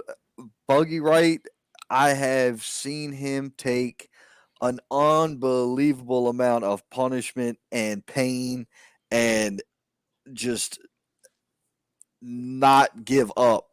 I Yeah, don't. you can't keep Buggy down. Nah, I don't. They're going to have to surgically remove his heart to stop him. So Who y'all got for this one? you can't put Buggy I down. would, you can't, and that's the thing. Like, I think Connor's gonna have to dig in deep. He's gonna have to lay them in and just keep on for Buggy to stay down. But I think that's gonna be the deciding factor on this matchup. I'm telling you right now. See, Connor's gonna do something. I really like both of those guys, and I didn't know Connolly before the David Cody Memorial, and I like him a little bit less because he came in there while we were stomping Bebop's ass in the dirt, and he punched me, and I had to drop him on his damn neck, and then we stomped him out, and so I don't like him anymore. I got to go with Buggy on this one. Okay, that's a fair assessment. I mean, Buggy is also a hell of an athlete too, so I mean, there's that. Yeah, I mean the 100%. guy, like as you guys were saying, what I like to call it, the Darkwing Duck. Keeps getting punishment, keeps getting hit, but somehow keeps getting back up and just walking towards his opponent. So the kid has a lot of heart. He doesn't give up, and he's not going to make it easy. But Conley's going to have to stick on him to try to keep the kid down here on this matchup. That's a hard one. But considering what we were saying, I think somehow, some way, Buggy's going to pull out with the W here. And look, I don't even want to, like, I just thought about it again. Like, another perfect matchup because we were saying, like, how deceptively fast Connolly is. Mm-hmm. And the thing is, for him to be wrestling Buggy Wright, he has to be. So we're going to see which one of them makes a mistake first. Most definitely, yeah. There's going to be a lot of footsie game in this one. They're going to be trying to, fill each other out, trying to get within their close range. But I think Buggy got to stay out of range of that reach. That's all I'm saying. Oh, yeah, for sure. So with that being said, I've seen Buggy Wright get tied up and get out of it too. So it's just going to be impressive. It's just going to be impressive. See here. Oh, we have the tag team championships. Yes, sir. Daniels and Royce versus the Heat Seekers. Heat Seekers have championship advantage in this tag team matchup. David, I'm gonna let you take your pick. I've already put my money where it belongs. Where it belongs. Look, two great tag teams here going head to head. You and Luke have been doing a great job. Meshing really well together. Your different styles here, and I think that's why you guys have been getting a lot of wins here. Just the back and forth. You guys are like a rhythmed boom, boom, boom, boom. Once you get rhythm going, you guys are absolutely dangerous in the ring. But that being said, you are going against NWA tag champs. You're going against some veteran, seasoned tag team here. Yeah, They've probably it's seen a everything blessing to show the ring under with them guys again. Mm-hmm. Mm-hmm. So it's not going to be an easy one. I think once you stick to your game plan is to be sticking to that rhythm that you and Luca tag in, tag out, boom, boom, boom. That might be your game plan. Not that I'm throwing it out there, but get into your rhythm. As long as they don't disturb that rhythm, you guys have a really high chance of winning this. Right now, yeah, sure. And you're right. Like, there is no getting around that game. We can go ahead and put that out there because we're gonna have our way. We're gonna cut the ring in half. Mm-hmm. We're gonna keep each other fresh, quick tags. We're gonna do what we gotta do. Like, that ain't even a secret. I mean, that's the basic plan for any tag team. But yes, the execution of said plan is where it comes in. And I think that's where you guys are great at, just clean execution lately, especially your last matchup, the way we Thank you, talked man. about. Just in your We usually singles. get our Just way. exactly. Um, but seeing how the brute force, the tenacity that the Heat Seekers, the reason why they call the Heat Seekers, it's not going to be an easy fight. But I'm going to play the safe bet. I think you guys are going to be coming home with the gold. I mean, it's just ripe for the taking. Am I right? Am I wrong? Like, I mean, I hope so. I will, again, like I can't discredit those guys. Can't count them out. oh, The and the only thing I can do is hope we're readier that night. yeah, Cole McAfee, I think, said it best here. He's going to start a whole new chapter here. So Well, yeah, that's in reference to the new belts. It yeah. essentially the new banner of Pro Wrestling Union is that the title holders and the titles will travel, Mm-hmm. work other shows, work other promotions, Mm-hmm. and those belts may be up for grabs on those other shows. So you never know where, the Pro Wrestling Union tag titles could be on the line uh, at an AWL show, at a CPW show, at a H2L show, anywhere. Yep. Did you do that or did I do that? That was you. Maybe. All right. And But no, finally, yeah, I'm excited for that matchup, regardless. And oh, the Drew Hood train is on track as he goes 1-on-1 versus Bebop. This is going to be a hell of a match. this is for the Pro Wrestling Union heavyweight title. And I'm just going to put it out there like this. If you go and look at the difference in Drew Hood from a year ago to Drew Hood today, you're looking at some of the best promos in professional wrestling, period. You're looking at somebody who spends their time in the gym, does everything right that they can do. Look at the people he's working with. James Johnson Yeah. is by and large one of the most underrated professional wrestlers walking God's green earth. Yeah, that's A- look. That's And one of the most precise strikers in the region. I mean, I'm still going to James Johnson all the time. Hey, what could I do to better my form on this punch or on this kick or on this back fist or whatever? Like this guy knows how to knock your lights out. True. I Don't when let that happy demeanor fool you. That he's a beast in the ring, and I think, absolutely. For and he sure. shows that he can show out, show up, and outgo some of the young bucks he's been going up against. You know, maybe a family man, but he'll put you in your place. He'll teach you that discipline, quick, fast, in a hurry. He will, You know, and that's kind of my point, dude. That's actually exactly my point. Drew Hood has been learning from James Johnson as well as everybody else he's worked with and everybody else he's trained with. And you got Bebop. Bebop had to go through hell to, Bebop beat Drew months ago. Then he had to beat Chase Emery. Bebop did not beat Brino. He didn't capture the AWL heavyweight title No, at the he David did Cup. not. However, that was probably the toughest match I've had to date. He gave And you I mean, everything you wanted. yeah, and I brought it on myself for sure. But I just like the Heat Seekers, I had something to prove. June 3rd, about a year before that, me and Bebop had a match. Bebop came out on top. Yep. So we had a different chip on our shoulder this time going into that match. And I had to go with some personal tactics to try to bring something out of him that I haven't seen before. Right. So all credit in the world to Bebop. Drew just put another heavyweight title on his shoulder, around his waist. Yeah, this is true. Yeah. I, Look, the I, kid I has some work with it, and I have to agree with you that he has evolved into his own lately, and he's really been showing out why he is the prince of wrestling entertainment.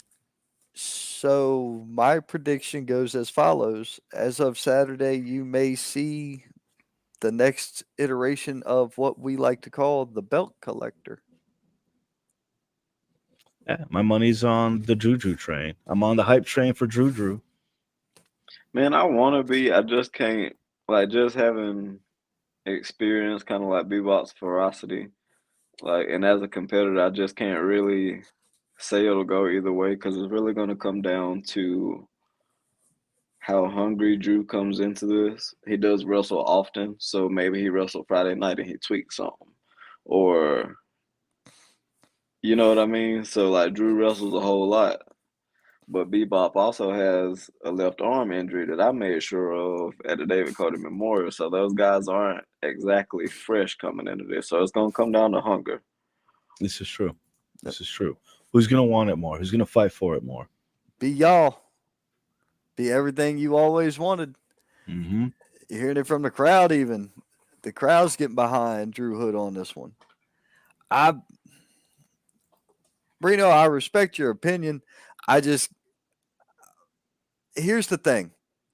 You said it best when you said that you brought something out of him with the personal attacks. I haven't seen Drew shove Bebop into that fight or flight method yet. So, with that being said, does a more focused Bebop prevail? Does a more ferocious Yeah, Bebop see, and prevail? we also gotta think about Bebop's mental. Like, how does he move forward after that? He may always be a ferocious guy from now on. You know, like we haven't seen a whole bunch of him since then.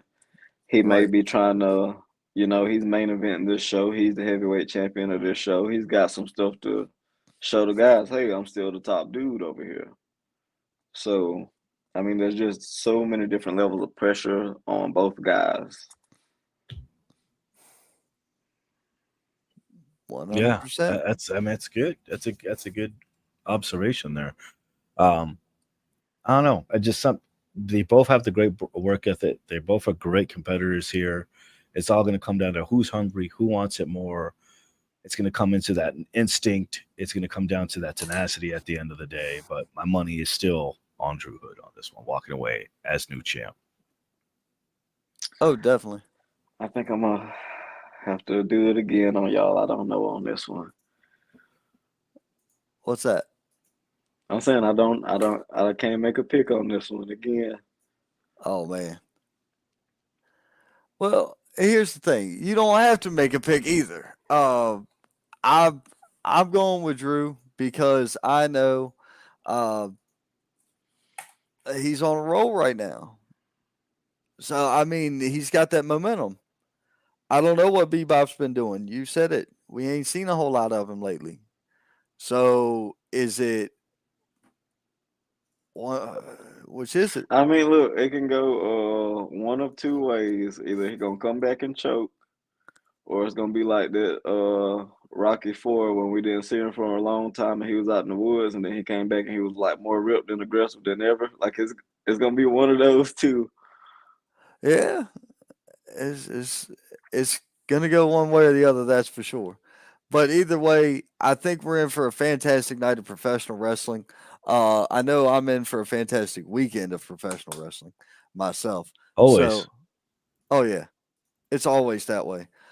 Brino, do Yes, you have sir. anything else you want to add or anything else you want to talk about when it comes to Saturday night show? I mean, just be there. History is gonna be made regardless of who wins. And that seems to be the like recent running theme of when Bruno Royce is in a match. Quality over quantity. We're always upping the stakes. We're always pushing ourselves, and we have a hell of a challenge in the former NWA champions. And I can't even say which indie promotion champions because they got them everywhere. Like, I cannot say, again, these guys are conditioned to win. Yeah. And now they're like facing like a much younger team, much more inexperienced, but we're more ruthless. I think we're trying to make some points. We're trying to settle scores. We're trying to make statements. So Right. Now, is there anything else you want to put the spotlight on here on the Thursday Night Indie Spotlight? Or are we just keeping your focus on Saturday? focus on Saturday, All right right, in sir. front of me. All right. Fantastic. That's Well, great, man. we will see you Saturday. The bag's already packed. Scars are already there. Yes, sir. And well, there will be a little with me, and Okay, she's very excited to good. see. She is excited to see her summit uncles. Yeah. Her So, summit uncles. all I right, my like it. friend. I like it. Thank you very much for joining us. We're gonna wrap up this segment on Pro Wrestling Oh, we got to Union. do it sooner. We can't let it take this long again. That was crazy. I Yeah. know. We got to do something. We got Yeah. Well, I actually got some things in the works. I will talk to you Saturday, and Okay.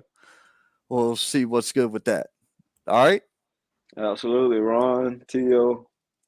Good night, y'all. All right. Good Thank night, you, brother. Mr. Royce. Yo, so that was Saturday night. We're now going to move and talk about Friday night because we are joined by XWW's own Mr. Manny Mack. Mr. Mack, Mr. Mac. What it do? What it do? Mr. Mac. how are you doing, man? What's going on? I saw Quest wasn't on the show, so I figured I probably had to step in since he's probably asleep or something. How I like to call Mr. I Money mean- Mac. I'm going to give you one moment. I have to take care of something real quick. I'll be right back. All right. Well, I mean, it is getting late. Yeah, them old timers. I don't know how the retirement homes work, but he probably had to be in bed by 9 o'clock. I think they shut the Wi-Fi off at 5 after. You're probably right. Give him all them sleeping pills. That's right. So, man, talk to me about tomorrow night because I know we're back at Lenny Boy Brewing in Yep. Charlotte, North Carolina. July is crazy for XWW. Every year, we always have 3 big super shows, and it always ends up being a crazy month for us because it's always kind of like 3 big shows for us in that fact that I don't think one's necessarily bigger than the other than some of the talent that we have on those shows are different in some aspects. But sadly, our Waxhaw show got canceled because of the rain. But luckily, they hit us with our next date, which is August 11th. So we'll be back there August 11th, which I'm excited about. Because Waxhaw is always an awesome, crazy crowd. And I kind of feel like that's becoming a second home for XWW in Waxhaw, North Carolina. But tomorrow, Lenny Boy in Charlotte, man, that crowd is if not as exciting, more exciting, just for the fact that it's kind of home for us being Charlotte. And Cruel Summer, this is our second Cruel Summer show. So I'm super excited about that. Big super show for us. And I did get the match card from Quest, and it's a pretty crazy lineup, man. We got some awesome stuff tomorrow. All right. So, can we go over the card for tomorrow? Because I have not gotten it. Yeah, absolutely. Actually, he was finalizing it with me a few days ago and going back and forth on some stuff, and I believe he sent the final card over. So what I have, you know how it always is in wrestling, cards subject to change. Change, for sure. yes. But I do have the tentative lineup for tomorrow. I'm not sure on the particular order that he has, but I do have some of the matches for tomorrow. Fantastic. Well, it looks like we have a triple threat match with JP Lehman coming back against Zay Vega and AJ Myers. So that should be an exciting one. As we know, JP did get hurt at the last Lenny Boy Super Show, that crazy ladder match that we had. And Zay Vega and AJ were both in that matchup. So there might be some bad blood between these 3. So it should be interesting to see the triple threat match that they're going to have tomorrow night. And you never know, as you know, win losses do count in XWW. So a big win in that matchup could lead, obviously, to a title match down the road, I'm sure, for one of those competitors. Hell yeah. AJ Myers, dude, is impressive, dude. He is on the smaller stature and size, but heart for days. You know what's crazy about AJ Myers is I was one of the few people that convinced him to put the mask on and change his character back when he was training a few years back. And I just think ever since he kind of found kind of the character and the mindset that he needed to be in the ring, it's been just like mind blowing, just the improvements he's made. And I know he's been training a lot lately with Cam Jackson up in the XWW dojo in Monroe. So like just just seeing how much he's developed over the last 6 months has been incredible. And I can only see him, getting better and better as time goes by. Yep. And Zay Vega, arguably one of the hottest talents in the region, all over the place working. Dude's a phenomenal competitor. Yeah, I honestly cannot say a promotion he doesn't work in the Carolinas. I've seen him just about everywhere, and also tags with Jordan Holt. They're a tremendous tag team as well. Yeah. So him being a singles competitor in XWW, he's made strides and had some really awesome matches, and every match he's been a part of has definitely improved from just him being in it for sure. Oh, definitely. And then of course JP Lehman, that cat, the Wall Street fat cat himself, he's been making the rounds. See him all over the place as well. And you mentioned him having a bloody injury at the last time we were at Lenny Boy for a show. Man. Well, that was the last big show we had up there. Yeah, Battlefield. That was an insane. Right. That is available on ExtremeTVOnline.com now. What an crazy matchup. Like, honestly, I think that was probably one of the best ladder matches that we've had. And I think it's honestly going to be up for an X Award this year for potential match of the year because, like I said, there was unexpected amounts of blood and some of the crazy spots that those guys pulled off. JP Lehman busted his head open. Rob Killjoy busted his eye open, needed stitches that night. Zay Vega and AJ bumps and bruises all over their body. I mean, those guys really tore down the house, and honestly, it made it tough for the rest of the matches on that card. It's hard to believe that was Rob Killjoy's first ever time having stitches. And it's funny that we always have him in XWW to kind of intensify and add his little craziness into the matches. But for that to happen, it was just like mind blowing because he's wrestled so many times in XWW. And, that's how it is with XWW. It's innovation required, violence expected. So you just never know what might happen in that ring. And ladders are very unpredictable. Very. And also the fact they have the most unorthodox competitor in the business. I mean, something was going to happen. Right. Something was going to happen. Right. Brino said I had the dad joke. Fucking really? Money Enterprises definitely came out on top with that one with Christopher Prince and JP Lehman able to have a trick up their sleeve, and Christopher Prince able to slip away and still hold on to that title, that television title in XWW. So this is going to be interesting with these three men just going at it in a triple threat match. So I'm pretty excited about that one. He also has on the card, it looks like Luke Fury going one-on-one against Thomas Extreme. Pretty excited about that one as Luke Fury has kind of recently made his debut in XWW. He's only wrestled a few times, and the few times he has definitely brought it for his age, especially. That always needs to be noted for I don't know, is he 16, 17 now? He may have just turned 17, dude, but like the kid, I saw him last year wrestling, and I was like, how old are you? And he traveled with me to one of the XWW shows. When we were working Monroe, and the kid for his age, you can tell he grew up in this. Yeah, you can tell he grew up in the ring. Absolutely. And I think him versus Thomas Extreme, it's going to be an awesome matchup. I'm excited to see how that one's going to go. As Thomas, is a ring veteran and very innovative himself. So honestly, I'm pretty excited about that one. You picked quite the opponent for him because this is going to be a litmus test for the kid.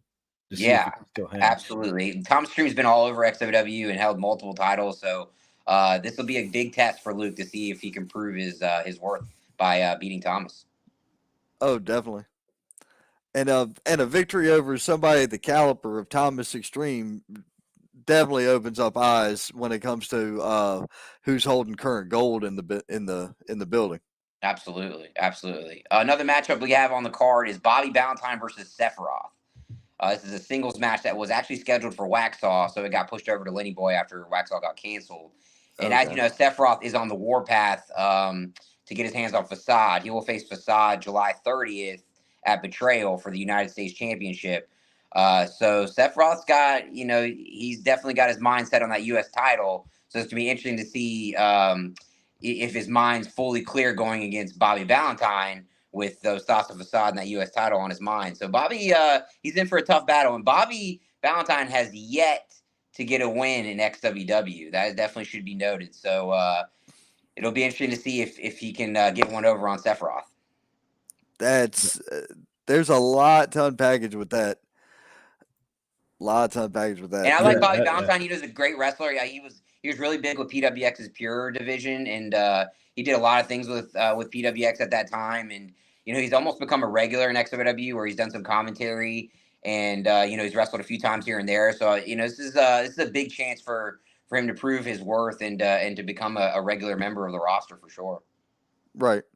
Yeah, that's going to be a great matchup and a great setup to see where he's coming and where he's going here in the future for XWW. Christopher Prince will be putting his television title on the line against Angel Angels. I'm pretty excited about that one, as these two have never faced off before. Angel Angel's a little bit bigger than Prince, so the size might have an advantage for him there. But as you know, Prince has been the king of using that title to get all of his wins and hold on to that title. So we'll see if he still holds that card up his sleeve and if he's able to sneak out of Cruel Summer still as a TV champion.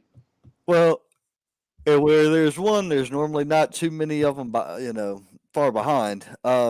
Money Inc. is known to be out there with the Money Enterprises. Sorry. Yeah, we're not Ted DiBiase. Yeah, gotcha. Yeah, Don't get us sued. Don't get us sued. Yeah, no. You're not being sued yet.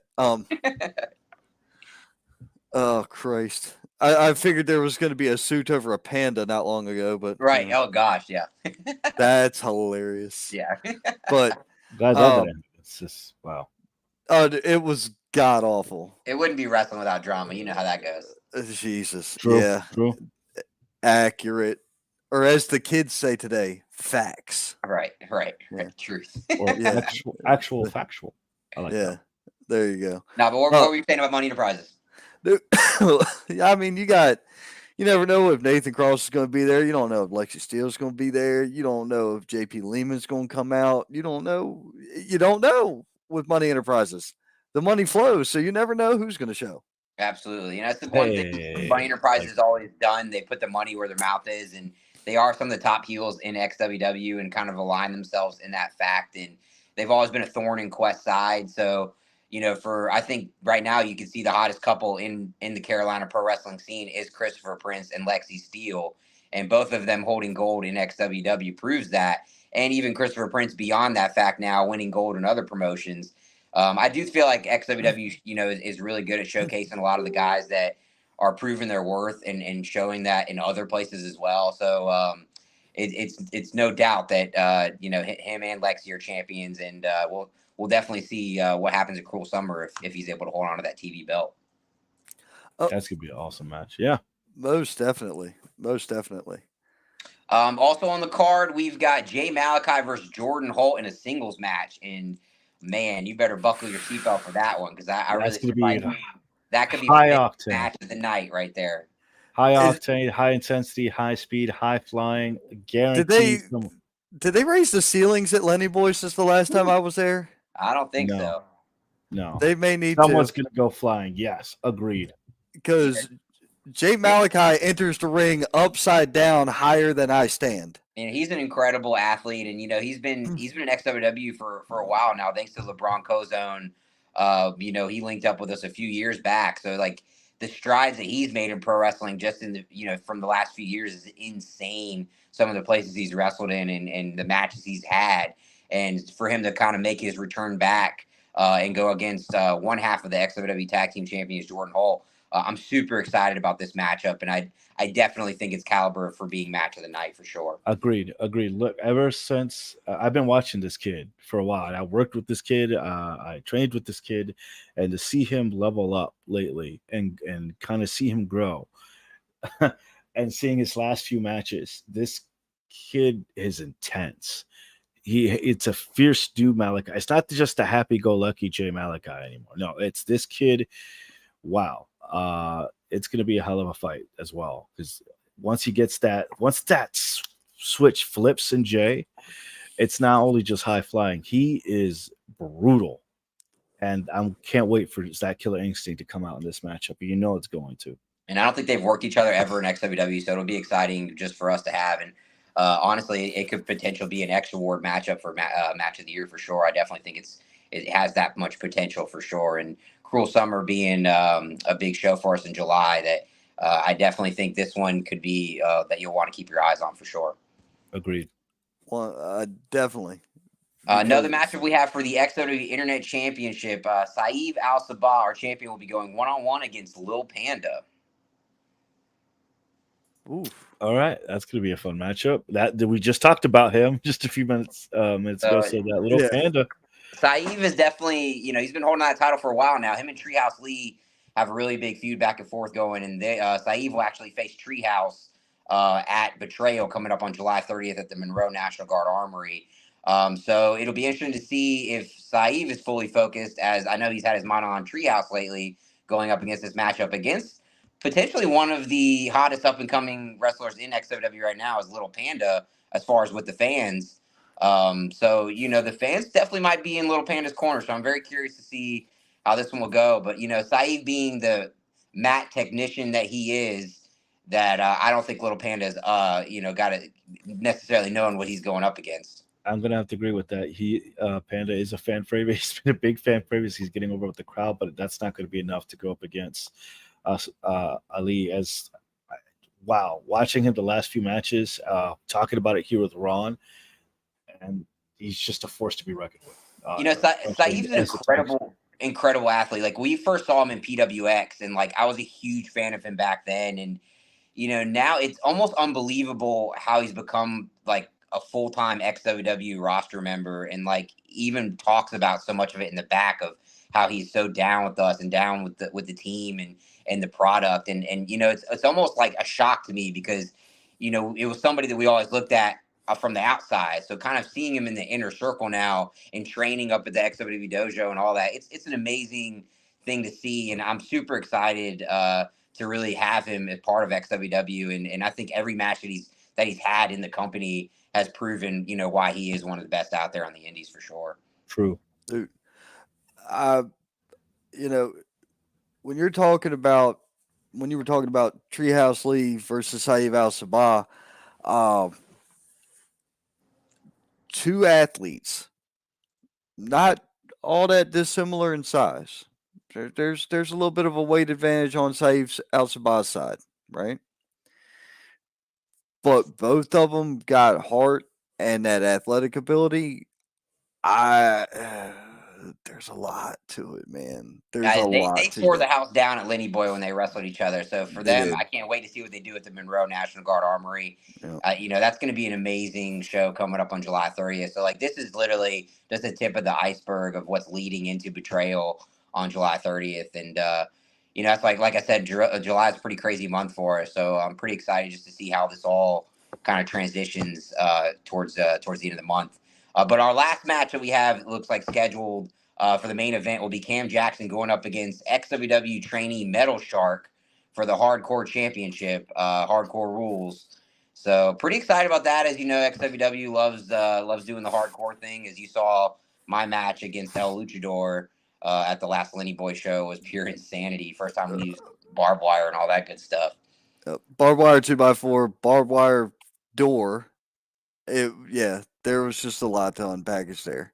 Yeah, and everybody a crazy show. And my favorite part about that was we didn't have too much hardcore, so by the time we got to that main event, the crowd was just so hungry for it that everything we did was just so over the top to them. And I think that's what made the match even more incredible for the fans. XWW is always known for hardcore, so I'm excited to see Metal Shark from Mexico. Barely speaks any English, which is agreed. Which is insane for the fact of how far he's come in wrestling in XWW, and to get his first title shot at Cam Jackson it's a huge opportunity for him. And I'm pretty excited about this, as Metal Shark had a pretty crazy hardcore match against El Luchador in Waxhaw. They did a Death Valley driver on the outside through a bunch of chairs into the crowd. Really some crazy spots in that match. So Metal Shark definitely proved that he can be hardcore.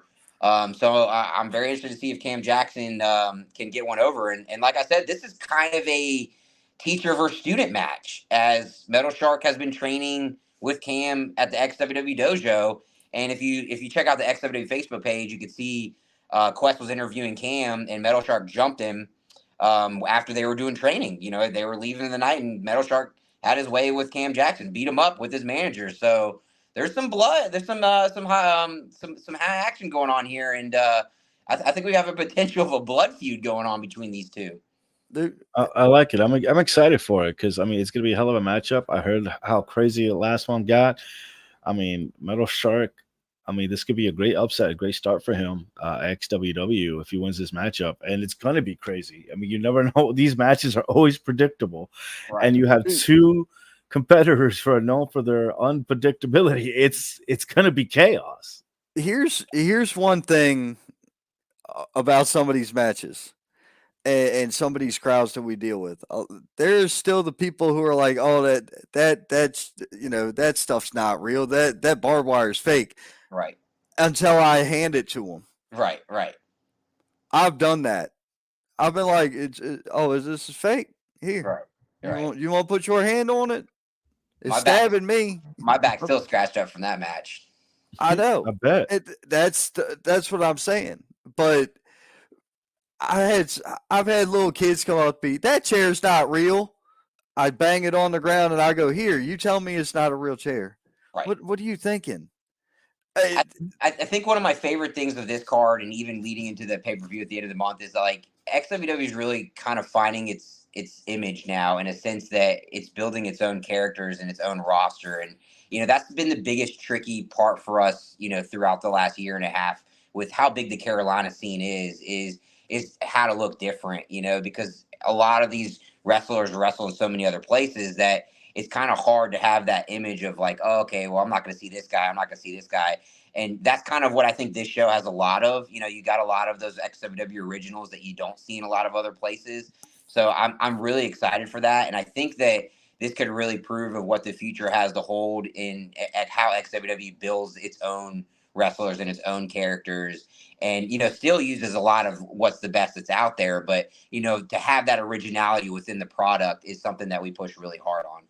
Right. Yeah, I'm gonna have to agree with you. Like, you guys are really coming to your own and becoming your own product. That even you said that it's now that a couple of the competitors have found their home, so Right. to speak, in XWW. And seeing I talk with Ron about it almost every week now. Like, quite literally, the shows you guys are putting on, they're just becoming elevated every single show now. It's always getting better. The production, the matches, you guys are on a roll, and it's a great product, a fun product, and it's just getting better every single time.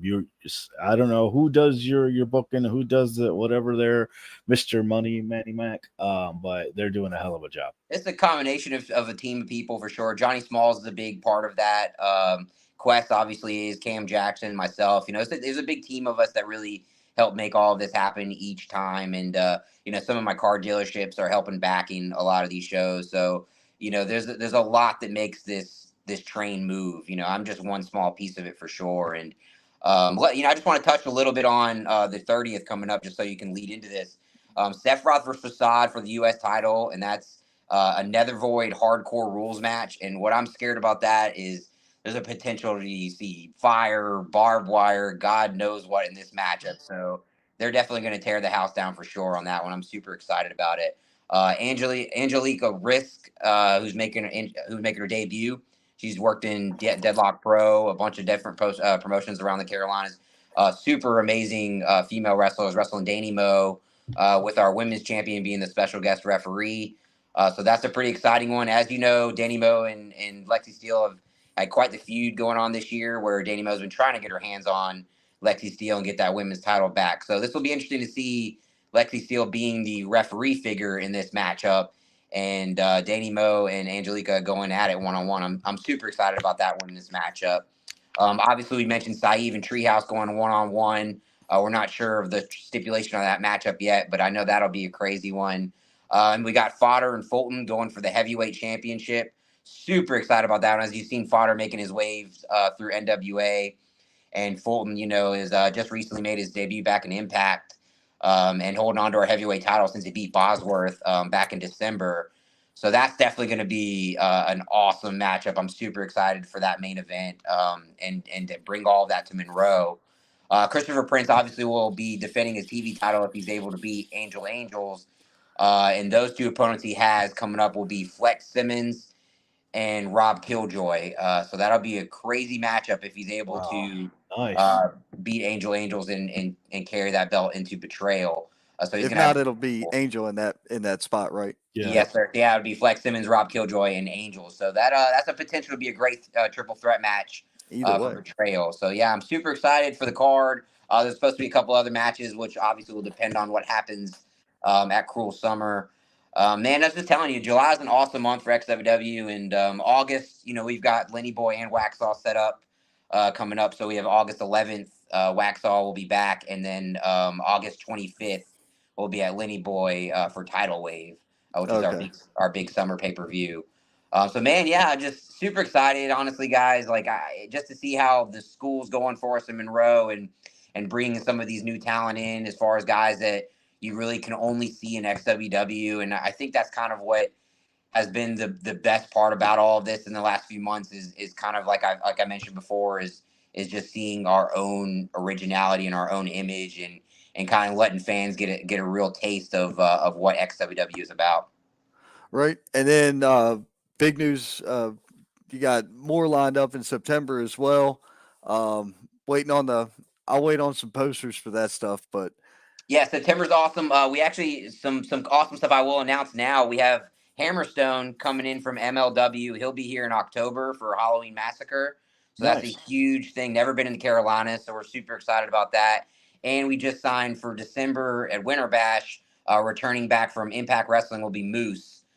Super excited about that one, man. He's an awesome competitor and always has a blast when he comes down to XWW. So, man, we got some big heavy hitters. And don't forget November, we'll be at WrestleCade with Effie making his debut at WrestleCade, and he'll be at our table signing autographs for free, and we'll be giving out free merchandise like we always do, man. So WrestleCade is a huge thing for us. We're super excited about it. Ron, we know you'll be out there, and we'll be linking up with you for sure. But man, I'm just excited. We got a lot of stuff coming up in the next few months to ride out the rest of the year, and you guys are still up for podcast of the year for the X Awards. So keep doing what you're doing, and definitely excited from December when the X Awards come out. Dav, you'll have to come out and check that out. You weren't able to make it last year, so this year you'll definitely have to try to make the party out for that one this year. That sounds dope. Yeah, I think I got a nice little tux or suit in the back somewhere. Oh man, nah, I'm gonna tell you about a suit. I ain't gonna lie to you. I watched I don't know if y'all watched NXT this week. Tony D'Angelo was wearing this badass red and black pinstripe. I sent him a message on I'm like, bro, I just need to know where you got the suit. Like the suit's hot. Where is that at? I don't know where he got it, but like, man, you need to tell me who your tailor is, dude. Nice. Yeah. I tell you what, you've rocked some good suits in the past too. So we might have to get you some themed out suits for some of the holidays coming up. Oh man, I got a Christmas suit. I think I got a Halloween suit. That's awesome. Yeah, so, yeah. I have to get you on stuff like that, Ron. Get the crowd start really know who you are. Yeah. Oh Lord. I mean, I would hope they know who I am anyway. I mean, I wear a promotional T-shirt or I'm about one of the only dudes rocking a bow tie in the region now. That's true. I will say the last show was the first time that we've had the crowd actually say one fall and announce some of the things that you normally hear at a wrestling show from you doing the ring announcing. So I will say that you've gotten the crowd interaction up a notch for sure at our shows. Nice. So if you haven't seen that, definitely make sure you come out and check out some of our live shows and see Ron in action because his podcast is just one small thing that he does, in the wrestling world. Just a smidge of what he does. Oh, stop it! I stole David's line. Oh, now Dave, you do a lot of good commentary too, man. I see you everywhere. I know if you're a little bit closer to Carolina, like to Charlotte area, we'd be using you a lot more than we would. Well, I was actually meaning to talk to you. You're about an hour and a half away. It's just the shoot job at the time was getting in the way of that. But no, right. No, I've been talking to a couple of people who've been talking to you, and they're like, "Yeah, I'll talk to them. Yeah, if you want, I could always do some Spanish stuff or some other stuff remotely. I'm more than happy to work with anybody you got on your team, man. Everybody on your team, it looks like I work some show or another with them, and they're Right. fantastic to work And with. it seems like no matter what, Fantastic. you're always somehow end up in the circle of people involved with us. So whether or not it's like you always end up in the bubble. I do. Yeah. I do. It's a good Right. thing. It's a good thing. Yeah, no, It's, absolutely. it's And, you know, I feel like once people really do get a taste of like how it is backstage at XWW show, they really like almost want to keep coming back because it is a different vibe for sure. And it you know, we is. are like a kind of a small, tight knit family in a lot of ways, and you know, it's just continued to grow. And I think some of the people that have seen that and been a part of it, you know, just continue to want to come back. And I think that's what makes our show so special. And you've seen that with LeBron and how he does his things. And you know, there's a lot of promotions that either you deal with a lot of politics and bullshit and nonsense, and we don't have a whole lot of that. And the guys really show from the beginning to the end and how all that carries out. Yeah. And just you guys are just a great group of talent. And that's one thing I really like about some of the guys that you work with and that I've worked with, you know, same bubble, same circle. It's just we're all about work and we're all passionate about it. And we love wrestling. We love we love talking about it and being involved in it in any way possible. It's just we're always trying to make the product better. And I think that's the main thing that I really, really love and really enjoy. Just like we all have the same vision.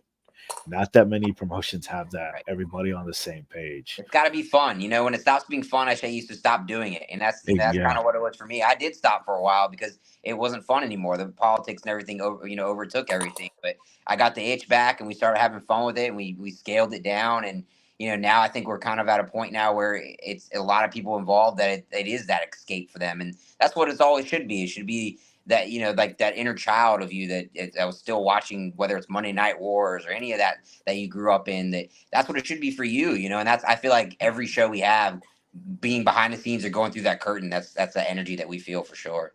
True that. Right. Yeah.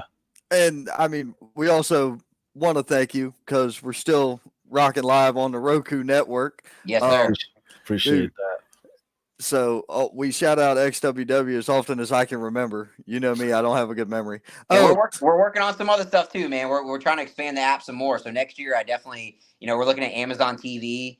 So that'll be a cool expansion. And then obviously we're looking at a mobile version of the app so that people can just go right on their phones and view live. So the expansion next year is going to be pretty crazy with our Roku app. So just stay tuned. Like I said, you know, the what we're doing now is just scratching the surface and really kind of figuring out all the logistics side of it. But I definitely see a lot of great potential and growth for you guys, you know, being involved with us, you know, and the extremetvonline.com going into next year. Very cool. Wow, I just got goose pimples. You felt that? The energy just shifted. Yeah, just keep up the energy, guys. You guys are doing great. And the biggest thing is that what we always like is it's not about just XWW. It's about pro wrestling. It's about independent scene. So, you know, that's what makes you guys so special is that we want to showcase everybody. And you know, that's how we've always been. You know, we always try to show love. And, you know, that you guys do that every time. Right. Well, True. Because not everybody's going to travel like we travel the roads. So we try to make sure we catch as many shows to catch as many people in as many places. Now, obviously, we ain't going too far out west, but you know. Well, there's a time and a place. Don't worry. We're working on a tour. I'm gonna hint to it. We're working on a brewery tour right now with XWW. So we're trying to hit a bunch of different states in 2024. So we're kind of piecing it all together now. So cross your fingers that you'll definitely be seeing XWW hit the road in 2024 So I'm pretty excited about that.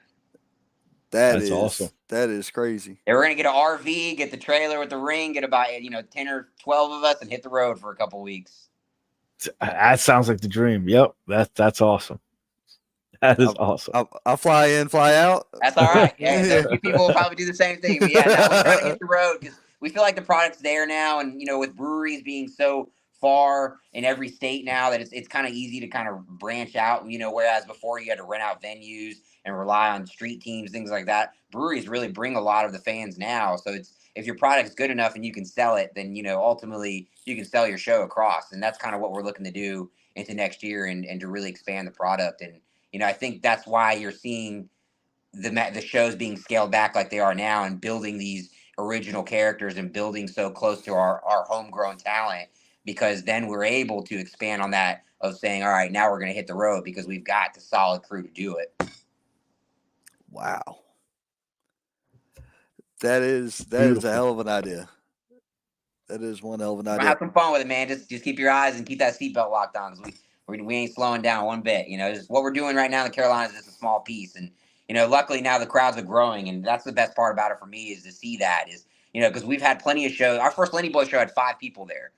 We had 5 people, and we were like, oh gosh, this is how it's going to be in Charlotte. Like, we were freaking out, and then it progressively grew, and we just kept making sure the shows progressively started to get better and better, and the crowds came for that. And Waxhaw, our first one, was almost 250 people. So it's like they're coming out, and they're enjoying the product, and they're wanting us to come back. So that's, I think, the best part about it. I got 10 people in my inbox right now that can't wait to be there tomorrow. So super excited to see how things are panning out, man. And I think people are really getting a feel of the XWW vibe.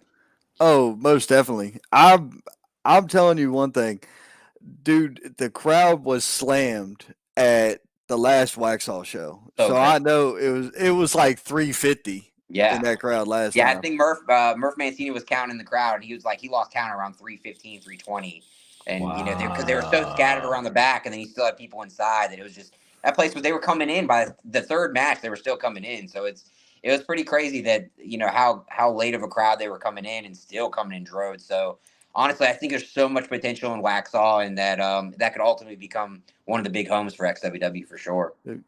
That's fantastic, man. That's awesome. And the it's just crowds, going to get even better. The crowds are super cool too. One of the other things I've been doing, and I mean, Manny might be a little bit, because the last time we were working, he was telling me, he goes, man, you need to keep your cards so you don't have to ask everybody their information every time. So here's the trick with that. I actually, at the end of the show, take all the cards, flip them over to their back, and I sign them. And I give them out to people in the crowd who say something. Like, if the people in the crowd say something to me, they're like, oh, hey, man, we had a great time. We love the show. Thank you so much. Hey, what was your favorite match? Here's the card for it. I give it to them as a piece of the show. And that's what I think we always try to make. Like, every person involved with XWW is just equally as important as the wrestler is. Like, the referees are their own characters. The commentary team, you guys are just as important as the wrestlers are. So at the end of the day, the fans are just as excited to see y'all as they are to see us. Dude, I don't know about all that, but I at least enjoyed a fan interaction point. So I try to give them something to remember the show by. Oh, you're starting to see it now. People are starting to almost ask for, they know the podcast and they're seeing who you are. I mean, the more that they see your face and the more that they know the podcast is involved, trust me, it carries so much over than you think it does. Like, we've had a lot of fans, tune in way past just the one show that they come to. So, even just on Instagram, I've had people tag us and stuff that I didn't even think we're still watching the product. So it's definitely carried over, and people definitely have that memory from those shows. So, you guys setting up the table now and like really pushing the podcast. I think, once we get some flyers for it and, kind of take it a step above that, it's only going to, continue to grow for you guys as it does for us. Well, and that's the point, man. Yeah. Everybody out there, any promoter that hears this is how business really gets done, is everybody builds everybody together. Right. Absolutely. And it really helps it in the back end. It's a hobby. Well, it's not a hobby, it's a passion.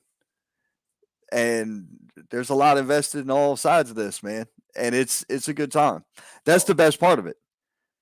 If it wasn't fun, I wouldn't be dumping money into it. I think that's what tomorrow's card makes so important. Is tomorrow's card is fun. It's like, it's no stress. It's, it's not a crazy card as far as budget wise for us. So it's like, it's really ultimately a chance for us to really just like lean back and have fun with it. And, we don't have to worry about the weather because it's inside. There's so much that we can just show up and do what we do, man. And I think that's what's going to make tomorrow night so much fun. Oh, I'm leaving work at 12 to get to Charlotte, bro.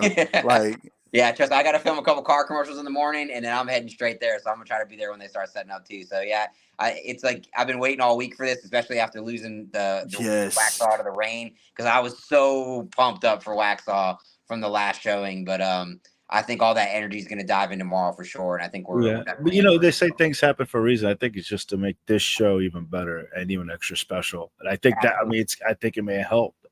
Yeah, I agree. And I think, honestly, the next Waxhaw show is just going to be even crazier now, because I think people are definitely hungrier for it now that they had to wait a month. Right. But, man, I will see you tomorrow. We're gonna finish out the show the same way we finish out every week. We're going to talk about what's coming up. starting with tomorrow night. I can't wait. Tomorrow's night should be fucking fantastic. Ron, you're going to be there. We're going to have to talk after show. It'd be great. Manny, love to stay in touch with you. I do have some ideas for you.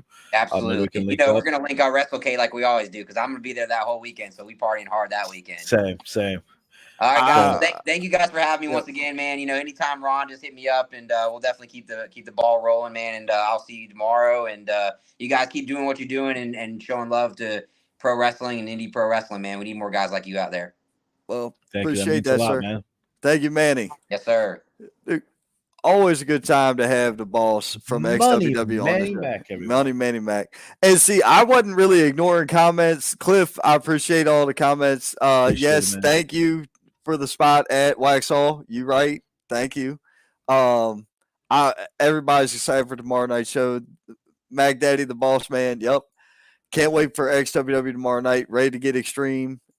And it's a big wrestling family and it keeps growing. That's right. All those things were great points. I wanted to get through the card. I tried to stick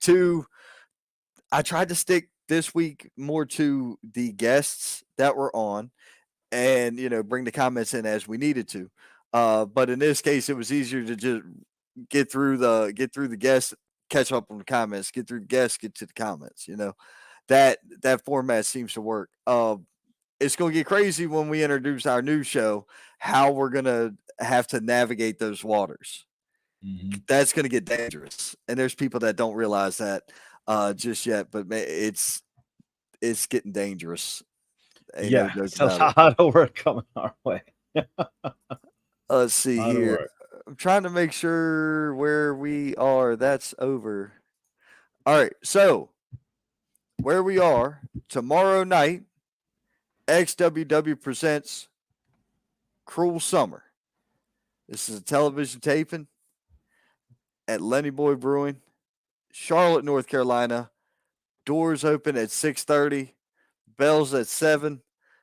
It's free. Just come in. Just walk in. Get your pretzel. Get your drinky drink. Get your snack. Come in. Enjoy the show. I've made up my mind. By the way, I'm ordering 2 pretzels when I walk through the door tomorrow. Damn right you are, because it'd be great. Ordering 2 pretzels tomorrow. Well, by that point in time, by the time I get there, it's going to be 3 or 4 o'clock, somewhere in that neighborhood. I leave work at 12. It's going to take me that long to get there. 85's a bitch. Don't judge me. 85 sucks. 85's like that, meth head cheerleader from high school. Been working on themselves for 25 years and still ain't shit. That's exactly what I-85 is. What? Was that too far? Wow. Probably a little bit. My gosh. Wow. So that's tomorrow night. Then you got Saturday night. Saturday night, we're going to Pro Wrestling Union, South Carolina. Doors open at 6. Bell time is at 7. General admission $10. Student admission $5. Kids 5 years and younger get in for free. Don't forget donation items, if you please. That'll be for the 4 Points Church of Greer. Let's see, where are we at after that? We got a bunch of shit after that. Oh, I know I got the July 30th. This is the Betrayal show. Manny was just talking about it. We've got Set Prof, Fulton versus Fodder. Man, that looks just like a money match right there. Oh, that's going to be a fun time. Got a comment in here. Oh, it was Cliff. Same here, bro. Thank you, Cliff. Always show love to the refs. Cliff is a fantastic referee. Such a fun guy, such a happy guy. A very, very nice. No, hold on. Fun is an understatement. This motherfucker went into the bar at the end of the last Waxhaw show, went into the bar, did karaoke. My man Cliff was in there singing Pony by fucking Genuine, dude. I'm telling you, I could hear it outside and couldn't make it to the building to see it because I couldn't stop dying on my way to the building. They were like, yo, Cliff's in here singing Pony by I'm like, what? What? I started making my way and I could hear it. I just couldn't walk any further. I just couldn't walk. Way to go, Cliff. It completely shut me down. It takes a hell of a man to shut me down. Cliff did it with that. Was Singing Pony. Pro Wrestling Union returns April 5th, Blacksburg, South Carolina. This is all proceeds go to Blacksburg Middle School. General admission, $10. Students, $5. Doors open at 5. Bell times at 6. This is going to be another fun occasion. It's for the kids. It's for the kids. You see everybody holding gold. All them titles are on the line this Saturday. So this poster right here might not be all that accurate no more. Now, accurate. Yeah, I was being a little funny with that one. Now, one thing to notice, I see Mr. Hoss Hager there coming down to us from the good old DMV. He's also your current Heroes to Legends heavyweight champion. So, Hoss Hager may very well, or being there, you never know what's going to happen with that man in the building.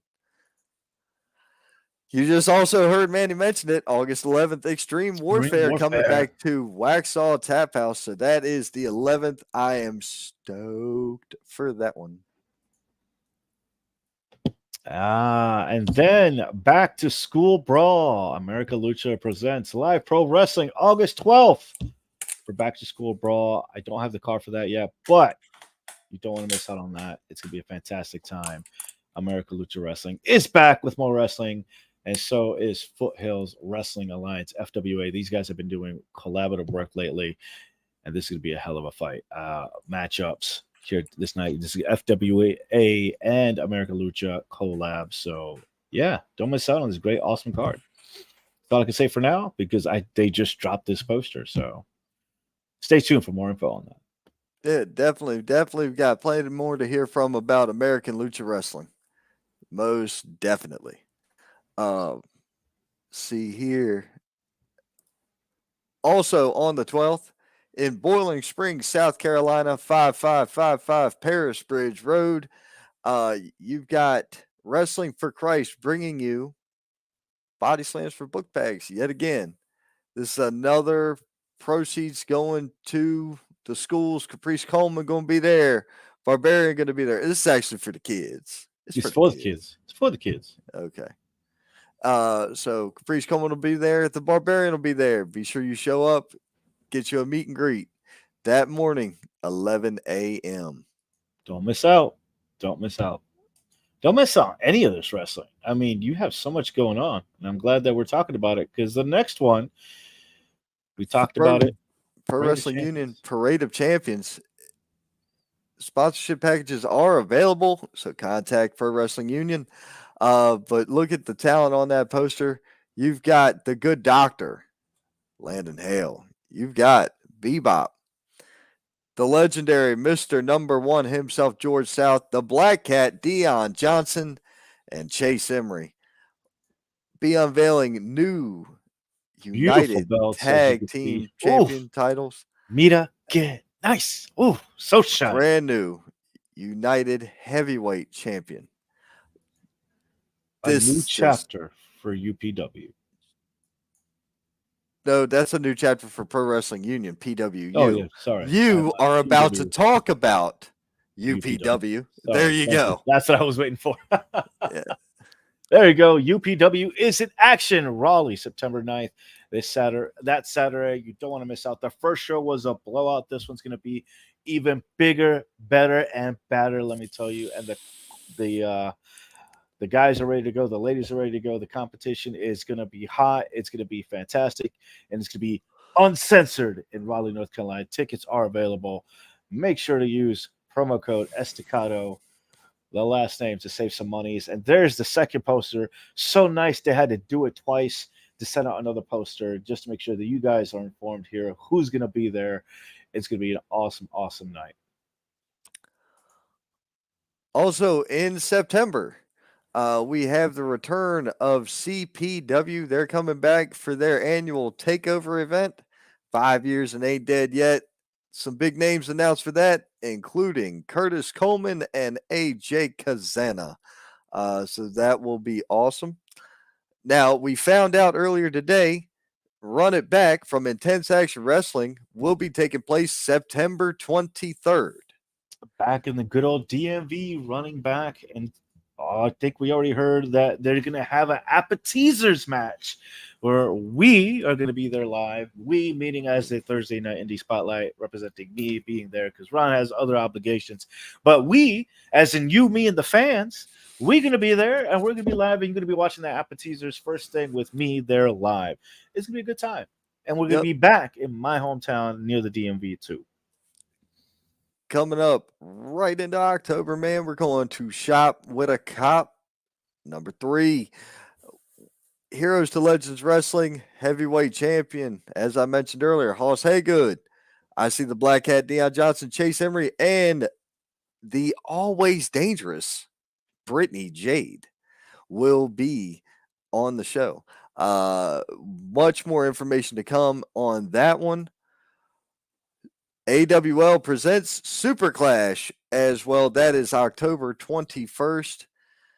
Now, what we know about this, besides it's at the Welford Pavilion, only the strong survive. That's a tagline we have heard somewhere else.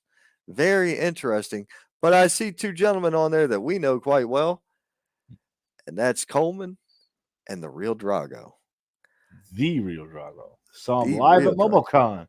Yes, we did. And there's apparently Mr. King. Whoa, look at that. Look at that. Yeah, Mr. King is currently on vacation. He told me that when he comes back, he wants to have a discussion about King Enterprises International. So you can look forward to that coming. And don't forget to vote for me, the Saint, Ron Emerson, for CPW Commissioner so that we can get the rights wronged or the wrongs righted. However that's supposed to go. We can right the wrongs that occurred 2-1 Jackson Saint. Okay, so don't forget that. Then keep your eyes peeled. We've got an announcement coming out soon about our new show, The Legends of Wrestling, Our Link to the Past. And if you don't get working logo. Yes, that's our announcement design. We've already told people that. We told them last week when we announced the show. Just make Why are you so hung up on this? You just sent me these 3, so they're out of order. But yeah, it's fine. It's all good. It's all good. Ladies and gentlemen, America Lucha Wrestling is presents to you Final Justice, and it's coming to you Saturday, July 22nd. That's this weekend, actually. And look at that card, J.R. Miller, the Zenith in action. It's going to be fantastic. You have the likes of Kent Wolf, Alex Kane, the Pretty Boy Lane, the Killer, Snooty Fox. It's going to be crazy, and tickets are available. The venue did change.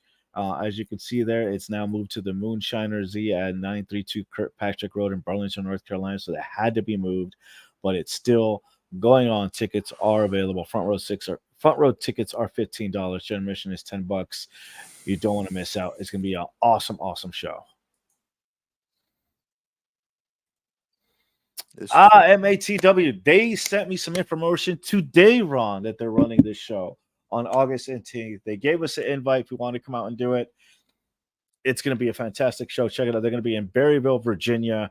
And look at the card. Doug Delicious putting on a hell of a show last show. Preston Quinn and C.W. Anderson pulling on a hell of a tag team matchup last show. And then you have the Vizier coming in with Hassan. Oh, let me get this guy was. These guys were a delight to see. The Hassan was just an incredible heel, really doing it up. The crowd hated him. It was fun to watch the pandemonium happen. MATW is gold, and there's a reason why these guys have done more and more shows since they debuted back in March, and their shows have just been elevated, and it's going to be fantastic. You guys heard him. Mr. Quinn was here with us on our podcast, and you know damn sure he may want to come back for this because he has a TV taping the next on August 19th at Spotswood High School in Penn Laird, Virginia. Again, the card's going to be fantastic. Look at the names on those cards. Anthony Athens making a huge impression on me at the show. Same thing with Doug Delicious. And again, the Extreme Horsemen making their presence known as the top tag division to beat here. And apparently they're still going on momentum here. Live TV taping there.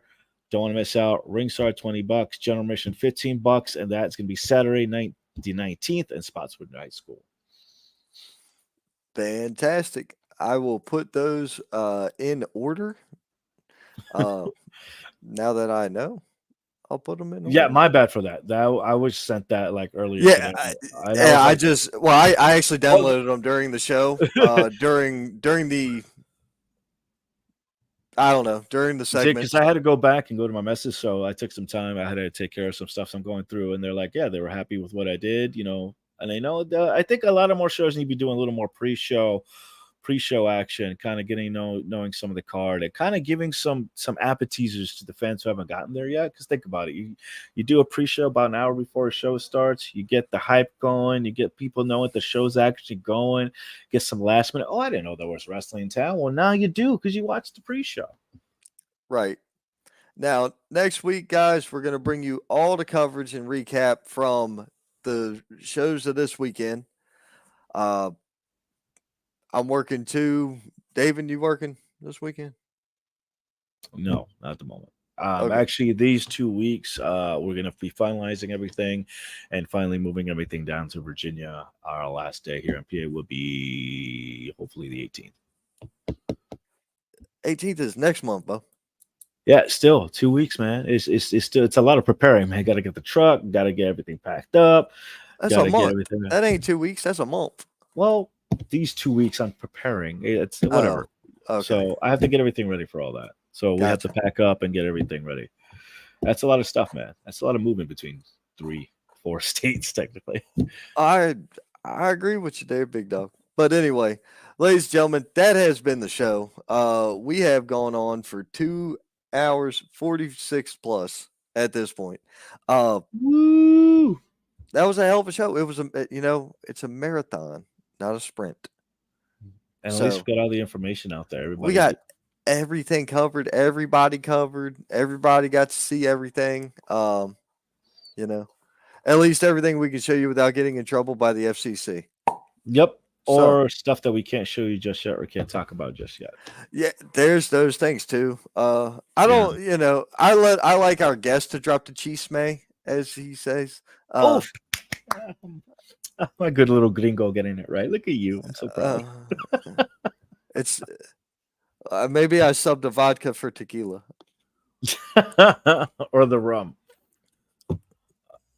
Oh, that'd be you did a good job, man. No, we did a good job. It was a good show. We had a lot of information. There's still so much other wrestling that's going on the weekend we can't touch about. We might have to do a weekend rundown sometime, but I'm working on something like that. Thank you, Ron. Check this out. Jai Cole has chimed in. The King Beast himself said, "What's up, guys? Keep going hard, man. Thank you. Always. Jai. I appreciate that." But, dude, it's been real. It's been fun. Hell, man, it's been real fun. We will see you next time, and we will see you at the Indies. Deuces. Oh, you damn right. We'll see you at the Indies. Y'all Buenos Doritos, Buenos Nachos. We're out. Take it light.